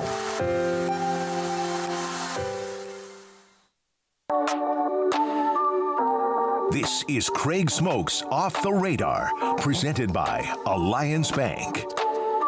They take pride in making banking easy. AllianceBankTexas.com. All right, welcome back into 365 Sports. It's a Tuesday at nearly 5, so it's time for Off the Radar as we take a look at a grab bag of stories that are going around. And certainly last night the big story was Aaron Rodgers and the Jets debut that did not go according to plan. We talked about it a little bit earlier on the show, but Aaron Rodgers out for the entire year. An Achilles tear confirmed by an MRI on Tuesday. But Zach Wilson, former BYU star, given a big endorsement from head coach Robert Saleh. Now, it's one thing to say it. It's another thing. I don't know about everybody believing it, but he did go in there and he, helped them get to a win last night. But Aaron Rodgers is officially ruled out. That's obviously one of the biggest stories in sports today. And I'm just still in amazement. It's like the biggest bubble burst that I can recall in a really long time. I saw him, and I was like, the guy had it on off to the left a little bit, and I was like, wait a minute. Well, he's okay. And then they showed the replay, and then somebody showed something like up close, and you could tell that it looked like almost like he cracked his ankle, which was man. I mean, I hate it for him. I know he's not the most popular guy. He can be a prick sometimes, but he is a great football player, and the Jets fans are like just gun shy. I just think it's worse for the league when when your best players can't play. And that stinks. So however you feel about Aaron Rodgers, look, but that's part of sports is not like I can't tell you how many athletes I've disliked over my lifetime for completely arbitrary reasons that don't make sense. Right. But they do. That's sports, so I think it's bad. It's a bummer for the league. It's a bummer for Jets fans. It's a bummer for the Jets. We'll see. I think they have a really good coach in Robert Saleh. They have a defense that looks really, really legit that is going to win games. And That's Josh Allen. Yeah, I hope for Zach Wilson's sake that he's picked up a couple things in these few months that he's had Aaron Rodgers with him, because otherwise – New York's a tough place to play, and I know that, it's a celebrity-driven thing, but I've never seen Jet fan celebrities show out like they did last night. If you looked before the game, the Jets put out the tweet, Edie Falco from The Sopranos was there, and Method Man, and Justin Timberlake, and, all these people. Aaron Rodgers had created this buzz around the Jets that was over in 4 plays.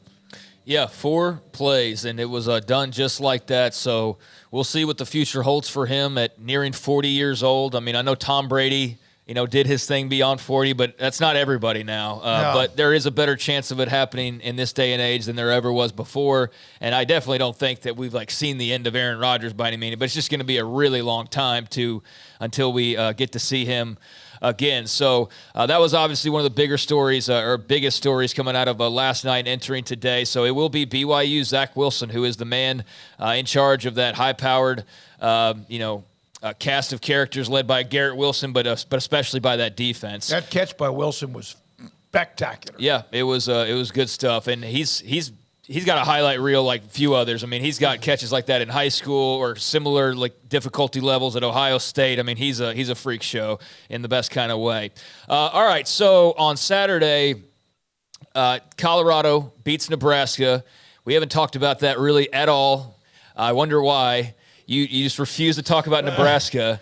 Even though we know the head coach and you're a fan of the program, we just dodge talking about them. No. I love talking about them. We got a helmet behind me that he sent to us. I will always love them. I'm just so numb to it, but I still love the Huskers. Yeah, but after the game, I think that there was some controversy when Shedeur Sanders made some comments about Matt Rhule and talked about the disrespect and how personal that game was. Dion chimed in as well. But Shedeur saying it was extremely personal. We go out there to warm up. You got the head coach from the other team trying to stand in the middle of the buff. It's okay if a couple players do it, but when you got the whole team trying to disrespect that, then I'm not going for that at all. I went in there and disrupted it.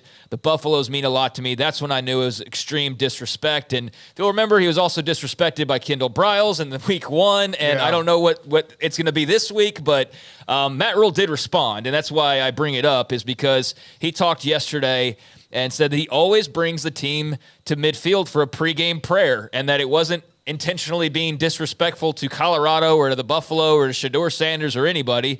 He said, we do it at every stadium. I asked Shedeur if he wanted to pray with us. We just take a moment as a team. I want that field to be safe for everybody. But they were also, obviously, the Sanders family talking about comments that Rhule had made previously about Dion that they felt was a slight. And I just wanted to pass along that Rhule did address that and said that, there wasn't anything intentional. It was a pregame prayer. And I don't think he delved, too much further other than saying that he's never disrespected an opponent. So that's his side of the story. But I am curious of, if every week Colorado wins, it's like that Tal guy knew a guy that disrespected my cousin. And it's and now you're pissed about that. But, I mean, whatever works because they're 2-0. And, hey, man, they've got an edge about them, no doubt. But it's just kind of funny that eventually that runs out. Yeah, exactly. Well, no one believed the Chiefs were going to win the Super Bowl. And they used – it is getting to the point where I understand they've got a chip on their shoulder, and a lot of people did take some tremendous shots at what Dion was doing.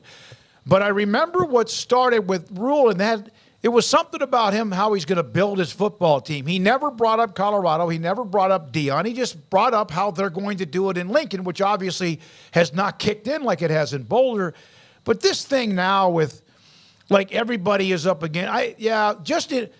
You're good. You're a great story. I think this just brings it down a little bit that, somebody disrespected. You could always find someone who disrespects you. Yeah, I thought when he said that, I was like, what did Rule? I mean, I know that they made comments something about a video or something too. Yeah, I don't know. I mean, I know there was comments at one point about the roster. There was a press conference about the roster and how they're going to build the roster and how he was going to do it, unlike anywhere. And then there was a few columnists that took it and ran. Michael Wilbon took it and ran. They have 10,000 people that question how they were doing it. So here's what I wonder about.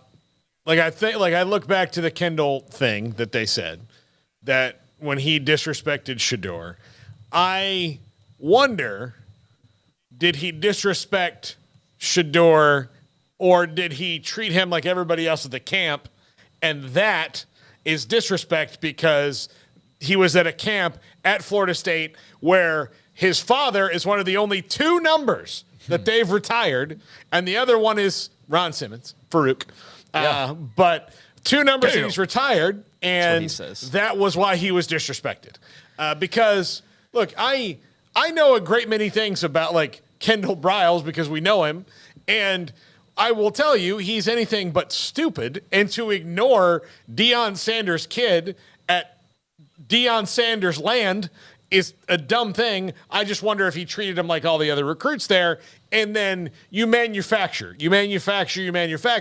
because of all the different things, or if it's legit. I just think that sometimes a perceived slight and a slight are two different things, but like you said, Craig, it's kind of the Bull Durham thing where, if you think that you're on a hot streak because of whatever reason you're on a hot streak, then you are. Right. So if they can continue to convince themselves that it's Colorado against planet Earth, then that's fine. But if they turn on the television and watch anybody talk about it, then they better not do that, because right now it's not. Yeah, Fox rolls in for their third consecutive weekend out of 3 weekends to have their show in Boulder, at a Colorado game, I should say. Yeah, I mean, I get it. I get where they're coming from, but I just wanted to give Matt Rhule's side of that, because it was obviously a big deal when Shedeur said what he said, and I was curious as to what Matt Rhule was going to say in response, so I think he handled it well. He also said that at the end of the game, because they were expecting like a big crowd reaction, that he was basically being told, like, hey, just go ahead and run off. And he said, no, I'm not. He's like, I don't care if I get trampled. I'm going to go across the field and shake Coach Prime's hand. And so I don't care if I get beaten up by a mob, is I think the way that he phrased it. I'm going to go over there and shake Coach Sanders' hand. So there's Matt Rhule's side of it. And you know what? Colorado's the talk of the town, man. They are it right now. So I don't know what beef they've got with Colorado State. Well, that's just a natural rival, so I guess it's already built in, huh? But I don't know if there's somebody on that staff that was talking noise at some point in time. Oh, God. But if they were, then we will know about it, I am sure. And, I think, Paul, you bring up a good point that at this stage, there's definitely a lot of doubters. There's definitely people that question, different things. I mean, G.J. Kinney also rebuilt the roster in exactly the same type of extreme fashion, but they're not as high on the totem pole, obviously. So it's not that was even a unique Deion thing, but that is where it was kind of brought to light. So I see where they feel like they were kind of attacked, and especially now that you're winning, you're like, see, we told you so. And there is merit to that.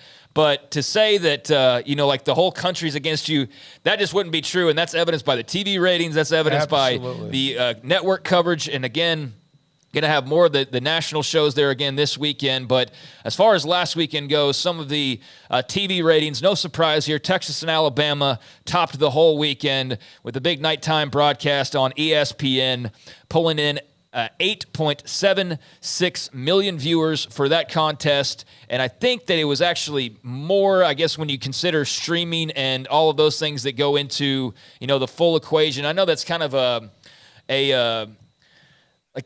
it's kind of confusing right now how ratings are tabulated versus the way they were traditionally when you just had one way that people watch TV, basically. And now with streaming, I think it's a little bit more complicated. But 8.8 million viewers was the top game for college football this weekend, and that was Texas and Alabama. But who do you think was number 2? I know it. Yep. 8.73, 300,000 viewers behind. It was Nebraska and Colorado, the noon kickoff on Fox. That's what the power of Nebraska football brings to the table. Yeah, that's why. No, you know what, though? It is, but it's also the Deion effect, and that was the perfect combination, the perfect rivalry game, the perfect, first weekend, not for Nebraska, but for Colorado to have that win, to really propel them into that game, to be at home, to have that atmosphere, and then to have that opponent so timely. Yeah, 8.73, so that nearly edged Bama and Texas. And I know they're like different TV windows and whatnot, but still pretty impressive, man. One of the things that was the difference, and I saw this from, I think, Sports Business Journal, right? It wasn't our end, but is that Pat McAfee does his own broadcast. Right. And there was like 800,000 people or whatever the number was watching him, and added to what was the typical TV rating, it put them over the top for the most numbers on that day. Either way, that's a very healthy, great numbers for both of those games. Yeah, it's great for Bama, Texas. It's great for Colorado. Now if you're Brett Yormark, you're doing everything possible to try and ensure that Deion Sanders is the head coach of Colorado for as long as possible, because you talk about a Utah, or you talk about a K-State or a TCU or whoever. I mean, you had Colorado with this sort of energy behind them. And, I mean, they're going to be right there at the top of attention in the new Big 12 come next year. But Nebraska, Colorado, just nearly as much as Bama, Texas, A&M, and Miami.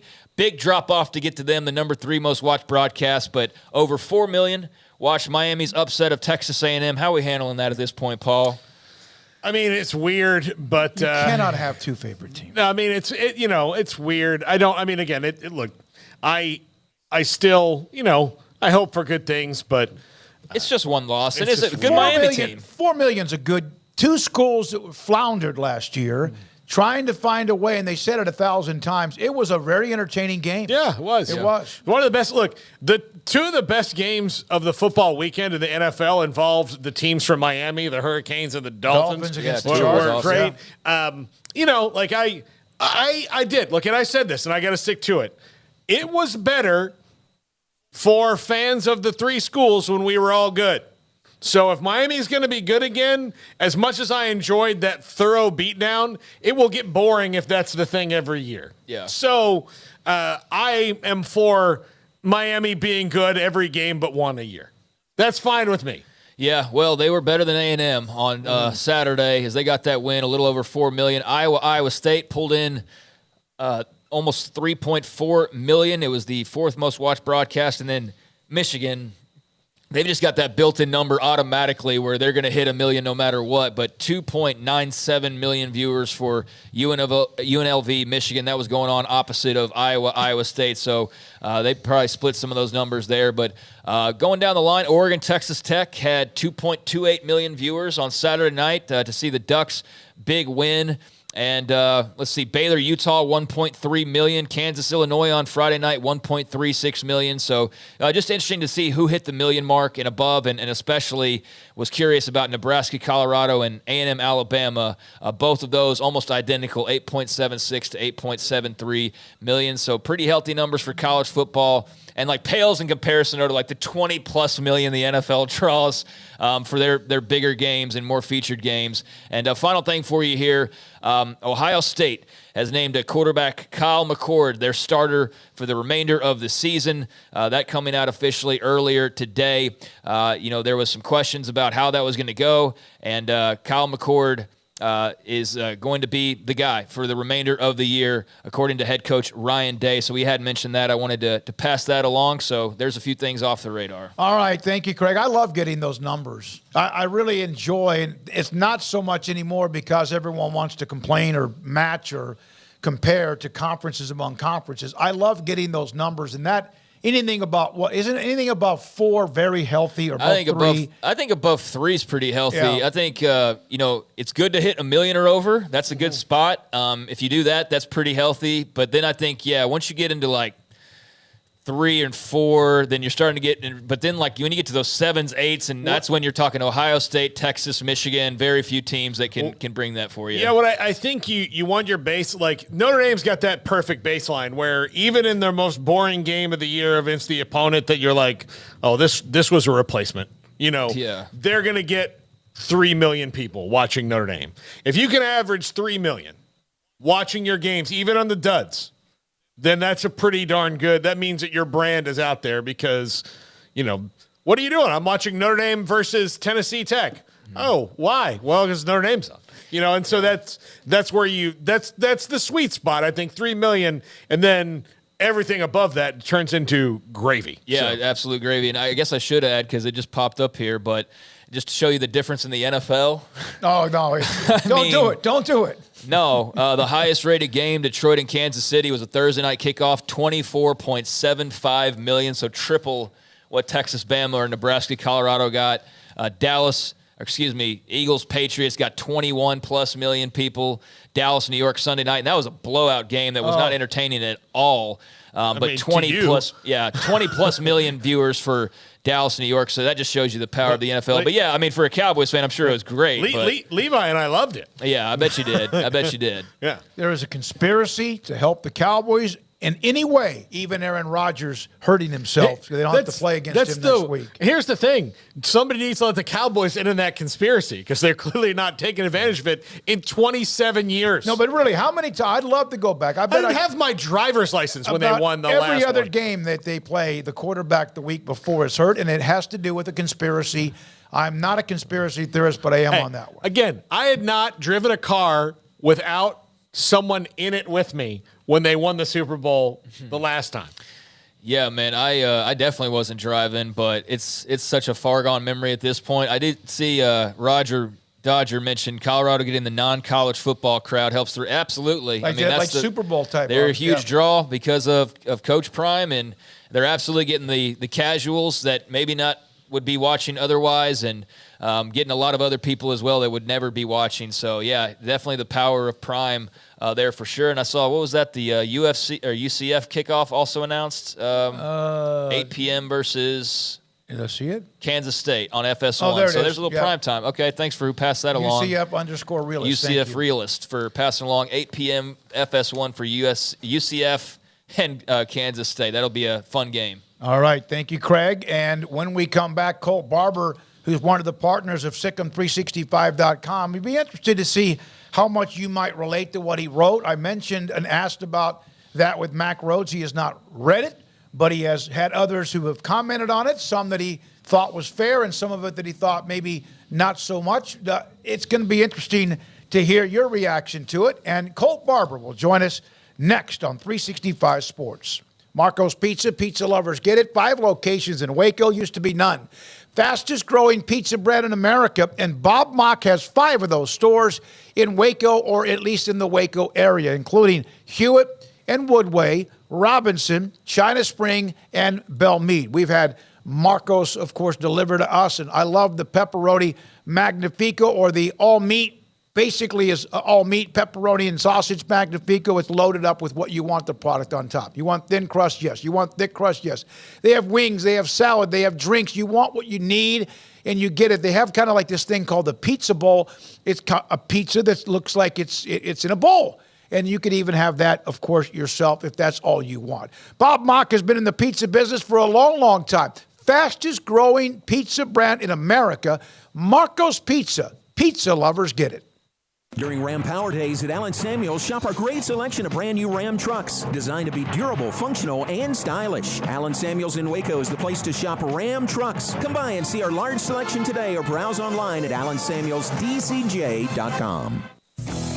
Three Nations Brewing Company has 16 different beers on draft with a new beer every Friday. It also offers 2 air-conditioned tap rooms, a large indoor beer hall, a second-floor mezzanine offering a great overview of the brewing company and equipment, and patio where you can relax under the shade. Plus, you can now experience the new Three Nations Beer Garden Grill on our shaded patio. Grab a cold beer and enjoy a bite from our freshly prepared and delicious menu. Street tacos, quesadillas, freshly cooked burgers and dogs, and veggie burgers too. Nachos and so much more, all prepared and cooked on site. So come visit the award-winning Three Nations Brewing Company on East Vandergrift off I-35 in Carrollton. In Texas, there's pea-size hail and baseball-size hail. Guess which one hit our house? We didn't even know where to begin, but we called our Texas Farm Bureau insurance agent, and he was so reassuring. He knew exactly what to do to get our house back into shape and our lives back to normal. Now, we're even more thankful for the roof over our heads. Stop by and see our agents at one of our 3 McClain County locations. Coverage and discounts are subject to qualifications and policy terms and may vary by situation. Waco Custom Marketplace is your hometown grocery store with a full-service butcher shop and bakery. Hi, this is David Smoak. The butcher shop can take your customized orders for seafood, pork, and poultry and custom cut your favorite steaks from bacon-wrapped fillets to T-bone to bone-in ribeyes. Cut specifically the way you want. They have Norwegian salmon fillets, catfish fillets, sliced ham or turkey and lunch meat, variety of cheese available, and several options of sausage links, fresh chicken breast or whole chickens, sliced bacon, pork chops, ground beef, marinated beef, and chicken fajitas, and always large briskets available, plus fresh vegetables. So the great product, customer service, and family tradition of the Bauer family continues at Waco Custom Marketplace, open Monday through Saturday. A full-service butcher shop and bakery available. Waco Custom Marketplace, 425 Lake Air Drive in Waco, or WacoCustomMarketplace.com.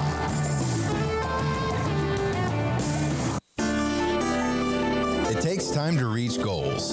It's a truth that applies to more than sports. It goes for your financial goals as well. You work hard for your money, and you deserve an investment strategy that lines up with your game plan. And Chuck Verno, your Edward Jones financial advisor, can help. If financial investments aren't putting forth the effort you desire, stop by today for a financial review. Chuck Verno, 720 North 64th Street in Waco, 254-732-1161. Edward Jones, member SIPC.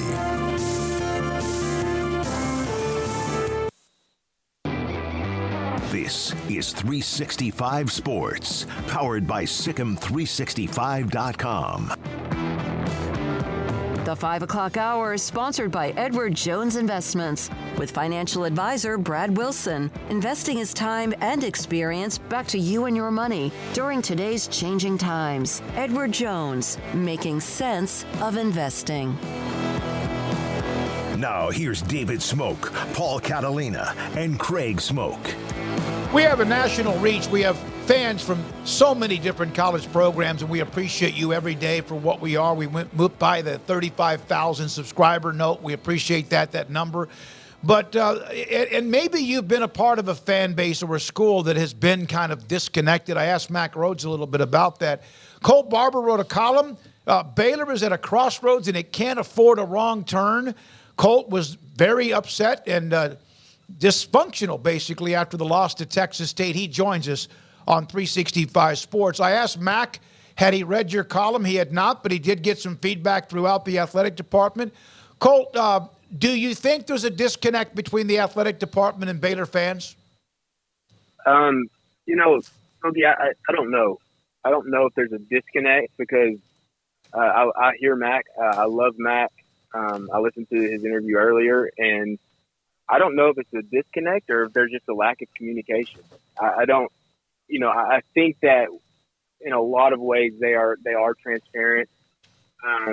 But what is being heard and what has been implemented in different areas, and you can't speak to all of those different areas, right? Like there's many layers to what that athletic department and that staff is doing every single day. But I think where we are right now, and watching Baylor beyond the last 2 games, and we can talk about the close calls last year.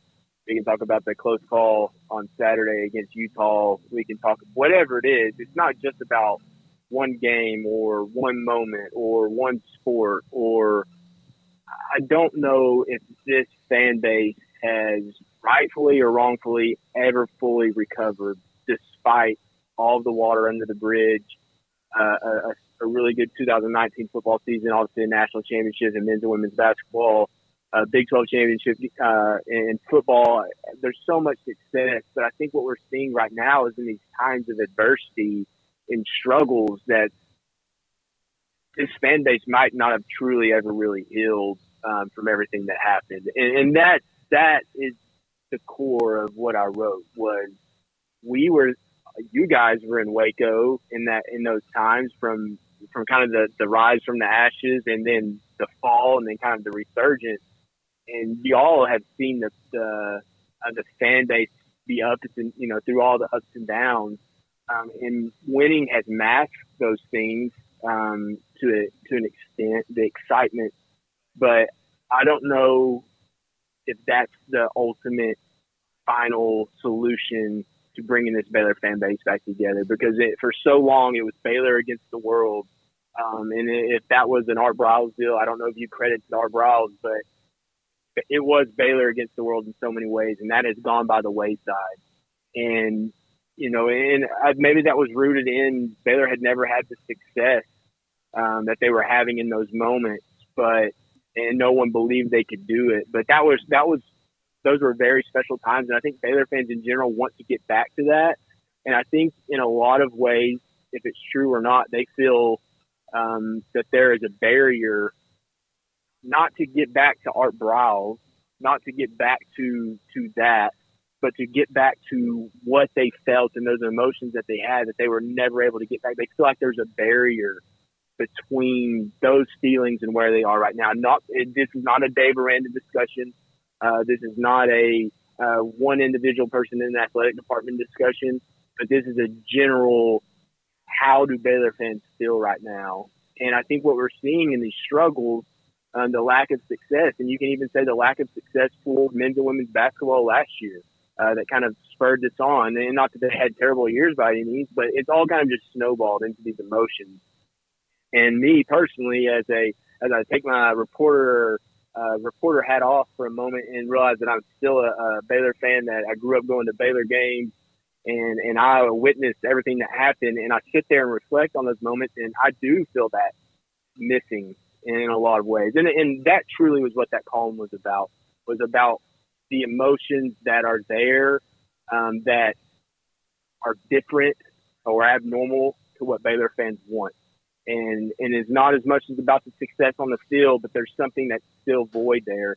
And I think when we talk about communication and addressing things, that if you want this Baylor fan base to be what it was, and so many times, like you think about the 2019 Oklahoma game in Waco, in that environment, that is what Baylor fans want. They want that back. But that's the only time we've seen that. I don't know if you can point to another moment, even in the 2021 season, that we can point to another moment that we said that was the same environment. That was the same energy that we saw. That's been once in the last 7 or 8 years that we've seen that. Truly seen that type of an environment. There's a lot of factors that go into that, but I don't think this Baylor fan base is ready to be healed, and for whatever reason, it hasn't happened. If it's a lack of communication, if it's just not the right steps, or a lack of understanding of what needs to happen. And I don't necessarily have all the answers, but I think that message needed to be portrayed or conveyed outside of just a general fan on Twitter. I think that I have a voice to it a certain extent, and I'm not here to gripe or complain, but I did think that voice needed to be expressed. Colt, this is not, in your opinion, just about losing, right? This is about a little bit more, many more factors than that. Yeah, absolutely. I think that you can get spoiled to a certain extent, and someone on our website made a great point. Is would you trade Baylor's last 13 years as an athletic department? Who would trade? And you would say 90% of programs in the country, top to bottom, would trade the success that Baylor's had. So if you try to tie this to wins and losses, then you're probably doing it the wrong way. But I think what we're seeing is there were so many things that were masked by winning that we have seen, and maybe they weren't, reaching the national championship game, but they did win one in basketball. But football has been up and down. But when those things are absent, then you're really starting to see how everyone feels, and that's the issue the issue that I see is what's the baseline of support that Baylor fans are willing to give? Is it really what we have seen over the last 3-4 years since COVID year excluded, but you think about back to the beginning of the 2019 season, those early season games leading up to those Oklahoma games were, they were fair atmospheres, nothing great, nothing special. But what is the baseline, and why can we not achieve a higher baseline? So when those big moments become even greater moments. And I think Baylor fans have to be healed. And if that's the Waco local community, if that's some people that feel like there were things that were not handled properly, why are those things not being fully addressed? And if they are, why is it not working?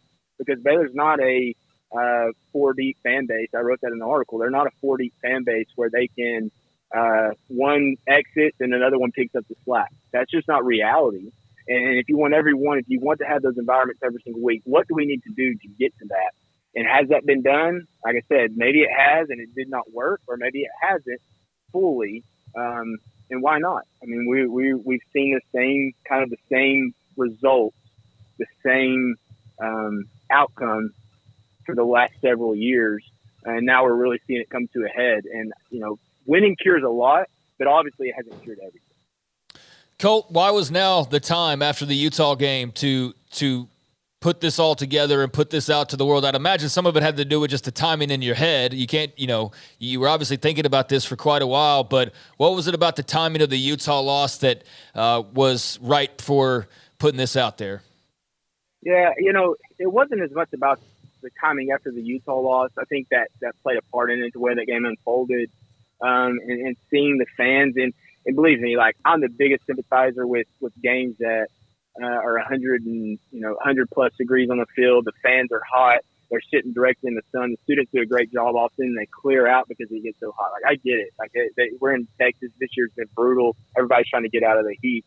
But you see that, and then you see the week before the performance that was on the field, and I don't want to say in general the apathetic nature, but there's something there that if it's not headed off, and like I said, I know winning can take care of a lot of this stuff, and maybe it's the inconsistencies of the program to an extent, or the football specifically, but why is it being so difficult? It's kind of like pulling teeth. And Smokey, I know that you had some dental work done recently, but it's truly like pulling teeth, right? Like, what needs to be done to get that fan base rejuvenated? And now, in the midst of it, all the layers are ripped back. Maybe this is the best time to do it. And I sat out a week. I truly sat on the bench for a week, didn't write anything, didn't even say anything after Texas State loss. And then maybe if I would have felt different after they would have beat Utah, but I still think that those issues would have still been there with or without the loss. All right, Colt, we have John McClain around the corner. I have to ask you this, and I might get criticized for asking this question. I don't mean it to be this way, but Baylor fans, since I've arrived in 2010, fans get upset, they get angry. The bottom line, they want to win. They look at reasons to be upset, and if you win, like you said earlier, it can mask some of that. In 2019 and 21, perhaps it did. But it does seem to me, at least in my history, that there's always something to complain about. It's a kick time. It's the uniform numbers. It's where the seats are. It's the TV, is this not a fan base that has kind of perennially been upset about something, no matter winning or losing? Yeah, I mean, I don't think there's any way to deny that generally. I think any fan base, you deal with a vocal minority that wants to be upset, and everyone also has their own opinion. So whereas this one particular fan might be upset about the game time, but has no worries in the world about the uniforms, well, you have a separate fan that's worried about the opposite. So I think you get a mix of it. And that's not a defense of anyone, but I think at its core, when you look to what Baylor's quote golden years were, and it's kind of transpired over the last 15 years, but so many people relate what they want to that era, right? So everything seems so perfect because everything was going so well. So I think there's a big mixture of that, and the uniforms were awesome then. Well, a lot of that was probably because they're tied to success, and people believe that let's bring that back and it's going to fix some things. And I put it in the column. I truly believe that those types of things need to be head on and addressed. If it's the reasonings behind it or whatever, the communication needs to be there. But in general, I don't know if it's because they're such a niche group. They're smaller. There's a vocal minority in a lot of instances, but I do think it has a lot to do with everyone has their own preferences and their own opinions, and maybe they don't overlap. but there's a lot of each the individual vertical column. There is a lot of people that feel certain ways strongly about certain items. Yeah, and I think Baylor does struggle with that and what they should bring back that was popular or not. And there's nothing wrong with fan bases. And somebody even on the chat room that's any college football fan base is always something everywhere. It just does seem like no one seems to ever be happy, even if you have the best record in the history of Baylor football back in 2021. Colt, thank you. I know there's been a tremendous amount of response to it. You heard exactly what Mack said, that he had gotten feedback as well. Whether he has time to sit down and read it, I don't know, because he has a lot on his plate. But I appreciate you joining us and giving us some insight on the column, and we appreciate your time. Thanks, guys. Have a good one. So Colt Barber, Sikkim365.com, one of the partners with Brian and Ashley with us on 365 Sports. Coming up next, Hall of Famer John McClain, and this is 365 Sports. Don Humidor and Coffee Beans in the Townwest Shopping Center between Richland Drive and Valley Mills in Waco. 48-foot walk-in humidor. Every nice brand of cigar you would want. Padron and Cohiba, Ashton, Romeo and Julieta, Arturo Fuente. My favorite, for a lot of great reasons, is Rocky Patel. You want something that's Maduro. You want something with Churchill length. They will get it for you. They have it for you. And if they don't have something, just tell them, and they will figure out a way to get that inside their humidor. But there's hundreds and hundreds and hundreds of cigars and boxes upon boxes upon boxes.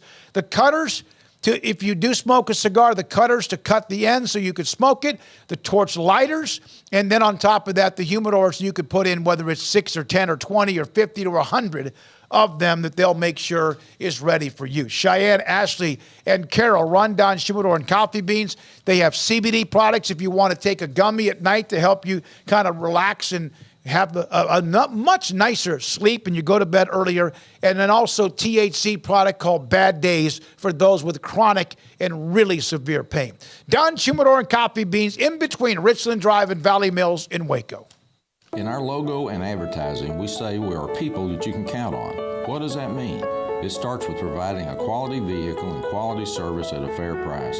But it also means we do what we say we will do, and we treat people fairly with respect. It starts by hiring great people, good local folks who work hard with a caring attitude. Our employees are the real reason we are people that you can count on. Put us to the test and see for yourself that at Richard Carr Motors, we are people you can count on.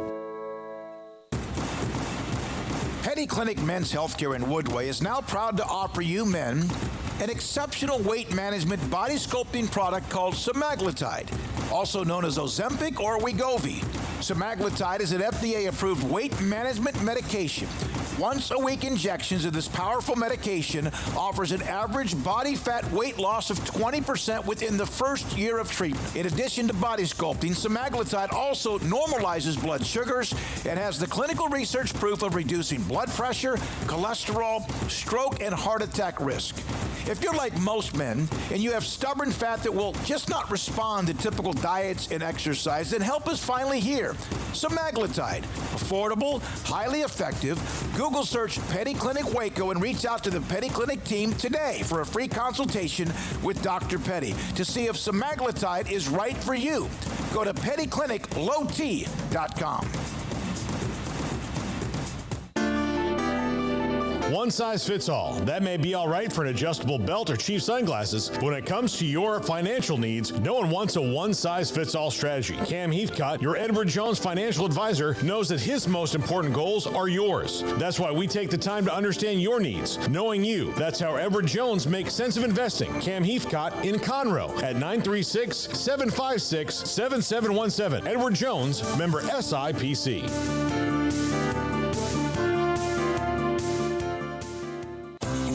At Ideal MRI, we feel blessed to be a part of the Waco community. We're a small family business right here in Central Texas, and our goal is to bring down the cost of healthcare while maintaining high quality. At times like this, the cost of healthcare has never been more important, and unfortunately, significant illnesses and injuries still occur. That's why Ideal MRI is open and here to serve you through the difficult time. We offer premium MRIs just like a hospital with state-of-the-art technology and specialists, but you'll pay less. sometimes thousands of dollars less, whether you're using insurance or not. At Ideal MRI, we accept most insurance, and there are no hidden costs, even offering financing if that's needed. Everything included in the price, and you'll not get something as a surprise in the mail later on. If you need an MRI, ask your doctor about Ideal MRI. They'll know. You can schedule an appointment safely from home online in minutes at idealmri.com or give us a call, 833-IDEAL-MRI, idealmri.com. TFNB Your Bank for Life is the official local bank of Baylor Athletics. Find out why more Central Texas are making TFNB their bank for life. Sign up for our Edge checking and savings accounts to earn interest or cash back. With 5 convenient locations and an award-winning mobile app, banking has never been easier. TFNB, your bank for life. Member FDIC. Welcome back to 365 Sports. It's time for our weekly segment with NFL Hall of Fame columnist John McClain. Brought to you by Pioneer Steel and Pipe, where customer service is their main focus, and best in metal, steel, and pipe for large or small projects, with 2 locations in Waco and Bryan. Family owned and operated since 1943. Read John's work at sportsradio610.com. Hall of Famer John McClain, and the day after a shocking story in the National Football League, not the Jets beating the Bills, but Aaron Rodgers and all of the why that would be a Monday night game, Jets and Bills anyway, but Aaron Rodgers, and 4 plays into the season, John McClain, he is done. How do you describe the loss of Aaron Rodgers? The season will go on. The NFL's bigger than any one player, but just the moment and the story. Some people act like his career's over, but if you've experienced players who have Achilles tendon injuries, and there's a lot of good stories out there dealing with the difference in a running back like J.K. Dobbins of the Ravens, who suffered a torn Achilles tendon against the Texans on natural grass, and a quarterback like Rodgers, an old player like Rodgers compared to a 24-year-old like Dobbins, and looking at other sports. And you can come back if you do everything right, you get good surgery and rehab in 6 months. That would put him on target for the off-season program. He turns 40 on December 2nd. There is no way he's going to let this injury be the last thing that happens in his career. He's always taken good care of himself. He hasn't missed much time with injuries. He's played hurt. This is the first big, serious one in his career, and there's no doubt he'll come back. And I would like to see, after watching all the Hard Knocks, the Aaron Rodgers show, instead of going back to California and rehabbing there, that he rehab at their facility, be in the meetings, be on the practice field, be there to help Zach Wilson as much help as he needs. You know, they're not going to go to the Super Bowl. They thought they might go with Rodgers, even though he's only been to one in 2010 and has a losing record in the playoffs since then. But it was the excitement. It was a big story all over the league. Everybody feels terrible for them. But they've got a great running game. They got a great defense. Their offensive line's not any good. But if Wilson can keep from turning over the ball and making the bad plays he made his first 2 years, they might be a wild card contender in a tough division. But I think him being there like an extra coach would help them immensely. John, the Texans week 1, how do you assess their performance in the new era? About like I expected. I picked them to lose 31-12 to Baltimore, which is my Super Bowl winner in my prediction last week. C.J. Stroud, I thought was impressive. He didn't have an interception or touchdown, had a strip sack in which he never had a chance. The Texans, I just filed a column for our website, sportsradio610.com. I've never seen injuries like the Texans have in their offensive line. They're on their third left guard, their third center, and their third right tackle. And some of the guys playing shouldn't even be on a regular roster. So he was under a lot of pressure. They struggled to run the ball. And he didn't force it into coverage. He certainly didn't play like Josh Allen. And he completed 63%, I think. His rating was 78. And now Texans host Indianapolis. And So we have the first of two battles with Stroud and Anthony Richardson that we'll see every season for quite a while. I picked the Texans to win this game even before training camp. Once I knew who drafted who, it should be low scoring and boring, maybe like 13-10. But Stroud's going to have three of their starting linemen, two of them could be back 4 games into the season, and maybe they'll look back on this and go, whew, can't believe they survived it. But right now, C.J. Stroud, he's not going to have a clean pocket like he had at Ohio State. Everything's going to be on the run. How's our guy Jalen Petrie doing after the injury scare this past week? It's kind of a weird sequence of events, John. Craig, he had 2 blitzes in which he hit the quarterback and made big plays. Texans' defense was really improved. Run defense last year, they were the worst in the NFL by far. Over the last 4 years, they've been the worst. Gave up 170 yards a game last year, gave up 110, 3.5 a carry. You take away Lamar Jackson's 38 yards, and their running backs averaged 2.3. Now, they scored 3 rushing touchdowns and a 2-point conversion, but those were all short yardage. So Petrie, of course, is good in the run and the pass. And they said he was spitting up blood. He spent the night there precautionary reasons, came back with the trainers. And I don't know if he'll be able to play. I'm guessing no. He was one of only 5 players that played in every game last year because it's such a long season. Truthfully, they're not going to playoffs. They need to make sure he's 100% ready to go before they bring him back. He was voted one of 4 captains last week. They only had 4. People made a big deal out of Bryce Young and Anthony Richardson. They picked 7 and 6 captains. Texans had 4, and the players voted Petrie 1. So you know the kind of confidence and faith they had him. And him being out already with their other starting safety, Jimmy Ward out, even though they didn't get picked apart by Lamar Jackson, they still need Petrie back because it means so much to this team. Were the Giants a fraud last year? If you go back, David, and look at how they made the playoffs, they were very fortunate. They ran the ball.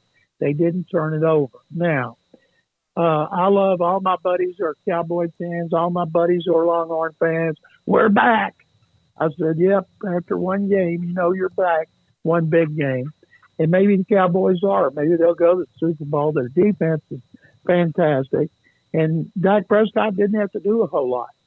We were talking about on my show today here in Houston that if Dak Prescott had played the kind of game Josh Allen did against the Giants and the Giants won that game, would he be getting more criticism? Would that be a bigger story than Rodgers? I said no. Rodgers would be the biggest, but poor old Dak, it would be a close 2 because he doesn't seem that he can almost do anything right. But boy, that Cowboy defense is great. And he just, afterward, I was watching Brian Daboll's interviews. He just looked crushed, like he's just an 18-wheeler. He had no answers. And there were a lot of surprises around the NFL, but that 40-point victory had to be one of them. Well, is it true, though, that week 1 in the NFL, you can never under or overreact? Yes, Aaron Rodgers, but there's always going to be like Tampa Bay winning in Minnesota. There's going to be games like that occur, and everything eventually just irons itself out. Rams winning in Seattle, Tampa and the Rams and the Cardinals and the Texans and the Buccaneers those are supposed to be some of the worst teams. And what the Rams did and the Bucs did, I was stunned. And but yes, if you go back to old sayings, Ben, and this is my 47th year covering the NFL, and it's tried and true. It's not what you do in September and October. It's what you do in November, December. Now with a 17-game schedule, what you do in early January too. There's always teams that start fast and rebound. There's teams that start poorly that start fast and collapse, and teams that start poorly and rebound. I mean, it happens every year, and that's going to be fun trying to figure out who's it going to be. The top 3 quarterbacks started, all lost by double digits. Yeah, John, just on the Giants game, it was you see college games that go that way where, teams can't figure it out at all, but never usually an NFL game, even blowouts, like somebody does something right. It was such a bizarre game that I don't even know how much weight to put behind any of it. If you think about what it's like being a New York fan right now, the Yankees and Mets trying to avoid finishing last place for the first time in history. The Jets have lost Aaron Rodgers, and the Giants have lost their dignity. And those poor old New York fans, the media must just be killing their teams and can't wait for the NHL and the NBA. Crank it up. John McClain, your Baylor Bears are 0-2, had a chance to bounce back against Utah. Long Island this week because of La Tech backing out of a game. They're playing Albany and Long Island. Thank God they could get a win this weekend. In the state of the program right now. Okay, first of all, of course, it was interference on the last play. If that happened outside the stadium, the kid would have been charged with a mugging. But officials don't call that on the last play. They just don't. It's like in hockey, in the overtime in the playoffs, you can just kill a guy and get away with it. But so they shouldn't have been in that situation. I felt bad for Robertson. You could tell he was limping. And then when Aranda said that affected the play calling, what they could and couldn't do. But right now, there's a great column by Colt Barber on Sikkim Sports. Yep. And I'm sure you guys have seen it. And there's a lot of friends of mine passing that around, alums saying they feel exactly like Colt Barber feels in that column. And I would encourage anybody, if you haven't signed up for Sikkim Sports, do it and read that column by Colt Barber. It is fantastic, and I'm sure there's a lot of Baylor fans that feel the same way. You want to see them win. You want to see them show signs of improvement. You know, they could have beaten Utah, and right now their biggest problem to me is the same problem Texans have, their offensive line. Well, we had Colt on right before you, John, and so we well, did. Good. Great minds think alike. Yep, and Mack Rhoades said that some in the athletic department have read it, have passed some of the information along to him, and so he does know it's there as well. Thanks for your time. We appreciate it. My pleasure, guys. Sikkim Bears. Coming up, Paul Catalina's Top 5. This on a Tuesday is 365 Sports. Unite Private Networks. You've heard me talk about them before, and they're how much we really needed someone to come into our business and help with our really was tragically bad internet. I mean, I'm not exaggerating when I say it was tragically bad. We did everything we could to try to make it work, but the bottom line is it was just terrible. We could not stay on the air. You know, it was sometimes weeks at a time where we'd go off for a little while and then we'd, maybe come back on. We wouldn't, the customer service was terrible. And I mean terrible. And that's something we see more and more in today's world is customer service that can't get out of its own way and is just awful. One of my internet provider at my house, I've been on the phone on hold with them for hours at a time. Hours. I was, when we had our one issue, which wasn't even their problem with Unite Private Networks, I was never on hold. It was 2 rings, answer the phone, told me what was going on, told me how to fix it, and guess what? We fixed it in 4 minutes. It was unbelievable, the white glove customer service. So why Unite Private Networks internet? Business grade internet, protected fiber service. It means you're on your own network. You're not sharing with anybody. Dedicated and symmetrical upload and download. So whatever your upload speed, that's your download speed. Multiple tier 1 connectivity added. All these great things. And look, lost internet connection is lost revenue in your business. So if you're here locally, you can call my buddy, you can call Ace anyway, and he can set you up and put you in the right direction no matter what. Ace Wigley at 254-803-7070 or go to uniteprivatenetworks.com. Baylor alumni are more than 160,000 strong. When we all join hands to support our university, we don't just move the needle, we move mountains. Working together, we create life-changing opportunities for students on the field, in the classroom, in the laboratory, and in life for generations to come. So get connected. Get involved. Learn how at baylor.edu/alumni. Stepping into the boots of a U.S. Army officer can add confidence and leadership skills to your son or daughter's career path. See all the things they can achieve in our boots at GoArmy.com. U.S. Army Waco Recruiting Company, 254-598-8131 or 254-776-1543. pizza, burgers, and Bears football. There's no place around Waco that serves them all other than Bubba's 33. Come show your green and gold and enjoy some of Waco's best food and beverages while watching your favorite team, the Bears. When real Bears fans get hungry, Bubba's 33 is the #1 spot for ice-cold drinks, hand-stretched, stone-baked pizzas, and bacon-infused burgers. Join us for indoor or patio dining. Bubba's 33, Waco's restaurant and proud supporter of Baylor Bears football. Sick 'em, Bears.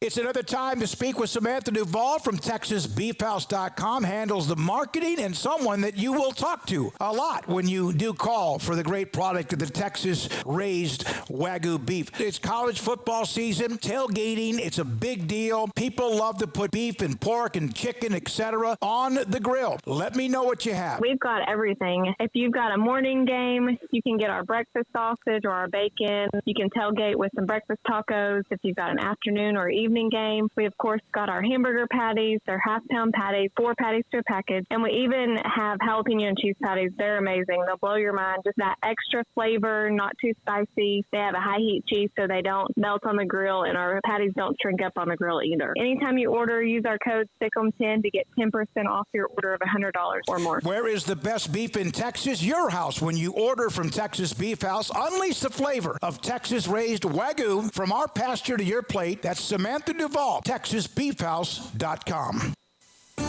There are 26 letters in the alphabet, over 600,000 words in the dictionary, and just 3 of them said together can change everything.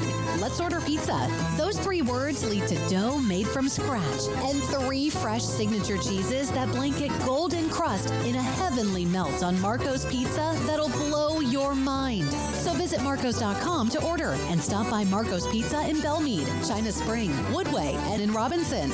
Marco's. Pizza lovers get it.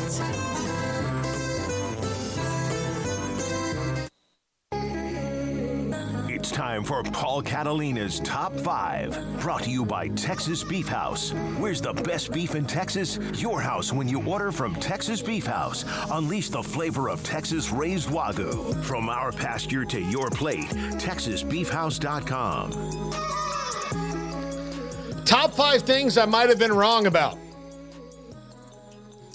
Takes a big man to admit when he's wrong. I'm a big man, so I'm going to admit when I'm wrong. Well, that A&M Baylor national championship game's definitely not looking good that's right going to now, haunt me Paul. forever. You know, putting LSU in the college football playoff too. No. Okay. All right. Number 5, Emory Jones. Through 2 games in Cincinnati, it looks like Scott Satterfield is the coach who can match him. And maybe I should have given him a hall pass for what a disaster Arizona State was when he walked into it.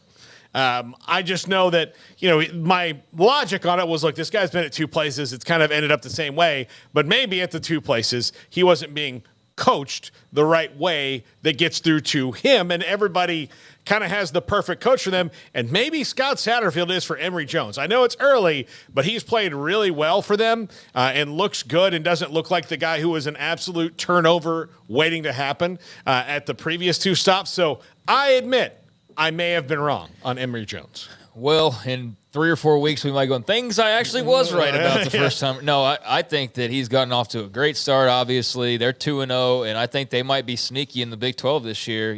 Just a team that I don't think enough people really knew about. And it's not even just the fact that, they've just not really been connected in many ways to the current Big 12 schools, but also they were undergoing a coaching change. So it wasn't like they were rolling in with all this momentum of Luke Fickell in the playoff and all of that. It was like, no, it's a new staff.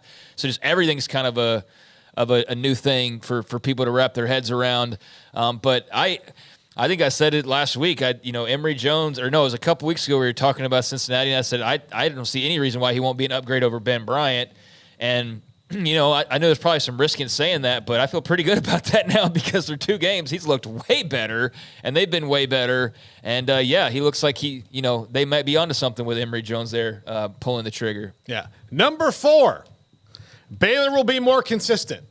And based over the first 2 games of this year, I could not have been more wrong about that. They've been consistent in the loss column. Yeah, but they're not it is last year.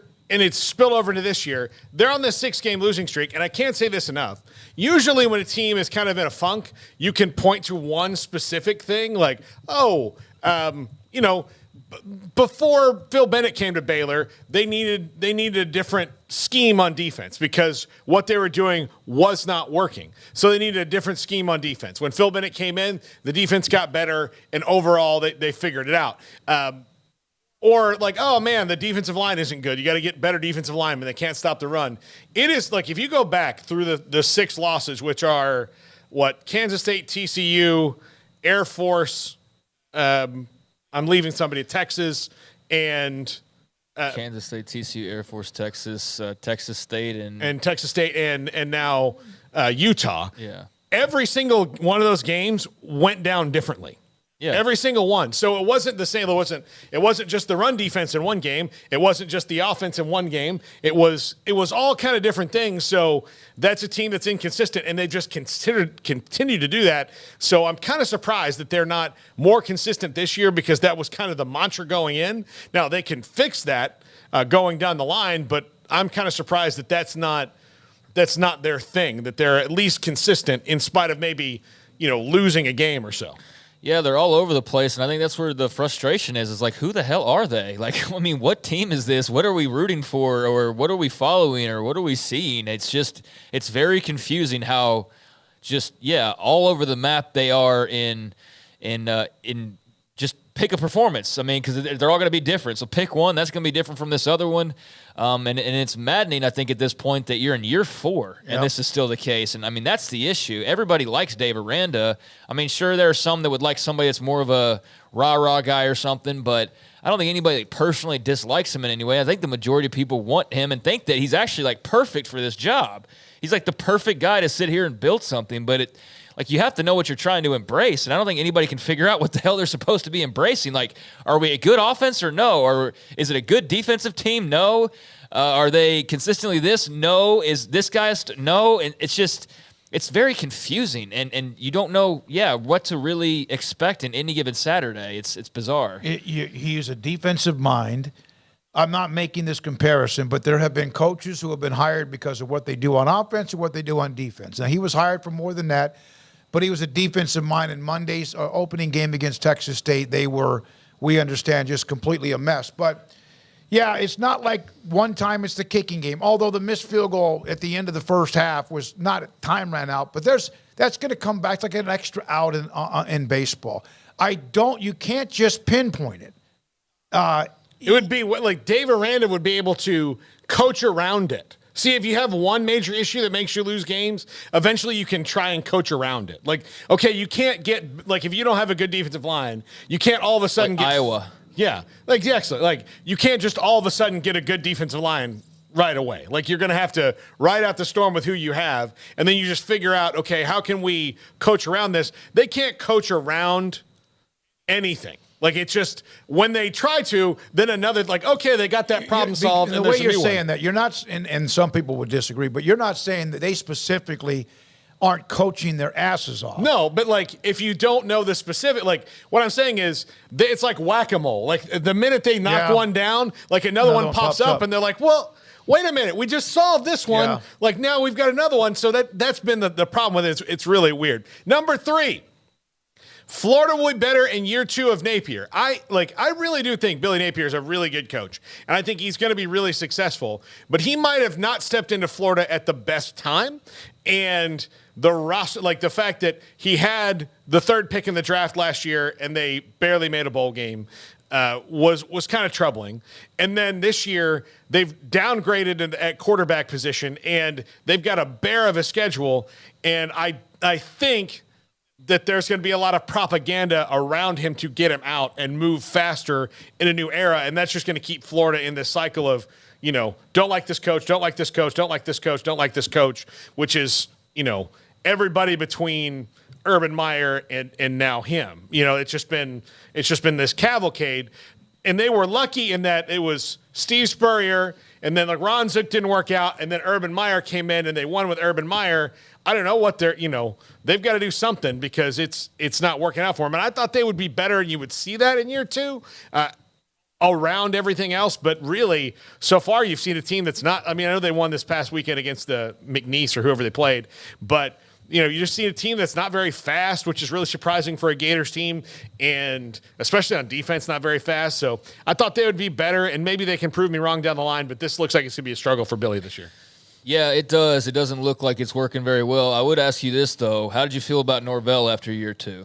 I saw progress, but year 2 is also when they lost to Jack State, so I wondered if he was – like, the thing was, he was a great Monday to Friday coach, but Saturdays he wasn't great.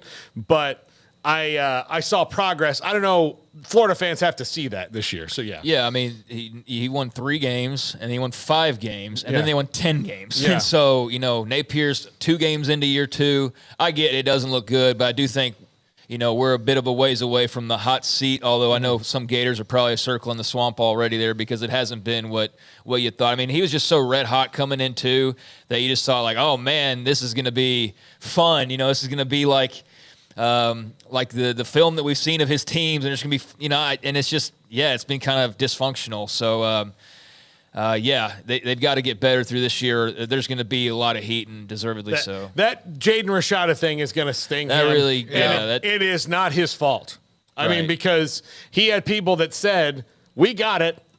Don't worry about it. It's all good. We signed into a contract. And then when Jaden Rashada said, all right, well, do you want my direct deposit or what? And they're like, yeah. I thought he wasn't supposed to know about the NIL. He's not supposed to talk about it. They all know about it. Right. I know. Number 2, Miami still needs more athletes. Now, they are not as good up front as they were in their glory years. And God, how could you be? Because if you look at some of the guys who came off of those rosters, especially up front, it was just a murderous row of gigantic human beings. But Mario Cristobal has gone out and found some speed. And the offensive line is certainly a lot better than it was. The defensive line still needs some work, but that's maybe the hardest position to recruit in the entire country. But holy cow, can Miami burn again? And that was interesting to see after all these years of even like some of their teams that have been, in this mediocre run. They had some guys that were fast, but the last 3 or 4, you're like, man, this looks like Miami on 3/4 speed, like you're trying to see who ran the red light and read the license plate. Like that's what it looked like. Now, man, Miami can boogie again, and they've got some good, really fast players. Tyler Van Dyke looks like he's recovered from last year very, very well, and they're going to be a problem for some people.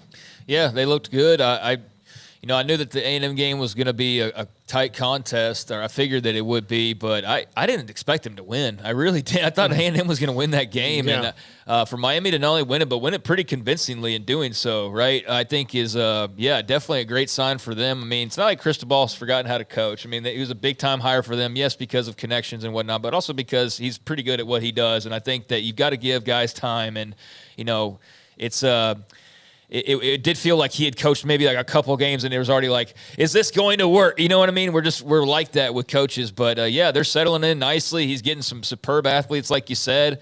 Obviously, just in that region, he's got, throw a rock and you can hit like a superstar athlete. But with their brand, they can stretch even farther. And there's some good things going on for them right now that they can take advantage of. Yep, absolutely. And number 1, Colorado would have a few growing pains. I have not seen those yet. So far, no growing pains. Now, look, they have not played Caleb Williams and Bo Nix yet, and that's coming. So those guys will give anybody growing pains, you would think. But they've certainly made it way more interesting. So I thought, yes, Colorado's definitely going to be better because they're going to have better players on the roster, but there's time to build chemistry and all these things. And so far, those things have proven not to be true. They look like a team that has tremendous chemistry and can do a lot of things. Now, they have not, and no disrespect to TCU, but they have not played the toughest teams on their schedule yet, and that's what we'll learn even more about them. But right now, if you told me that they took Oregon and USC down to the wire and maybe even won one of those games, it would not shock me at all, given the way that offense moves. Yeah, I think they need to prove they can run the ball probably more consistently because they're doing a lot of throwing it around, but I mean, I'm not trying to nitpick here. I guess I am nitpicking of like, defensively, have they been fully tested by a great offense? Like you're referring to.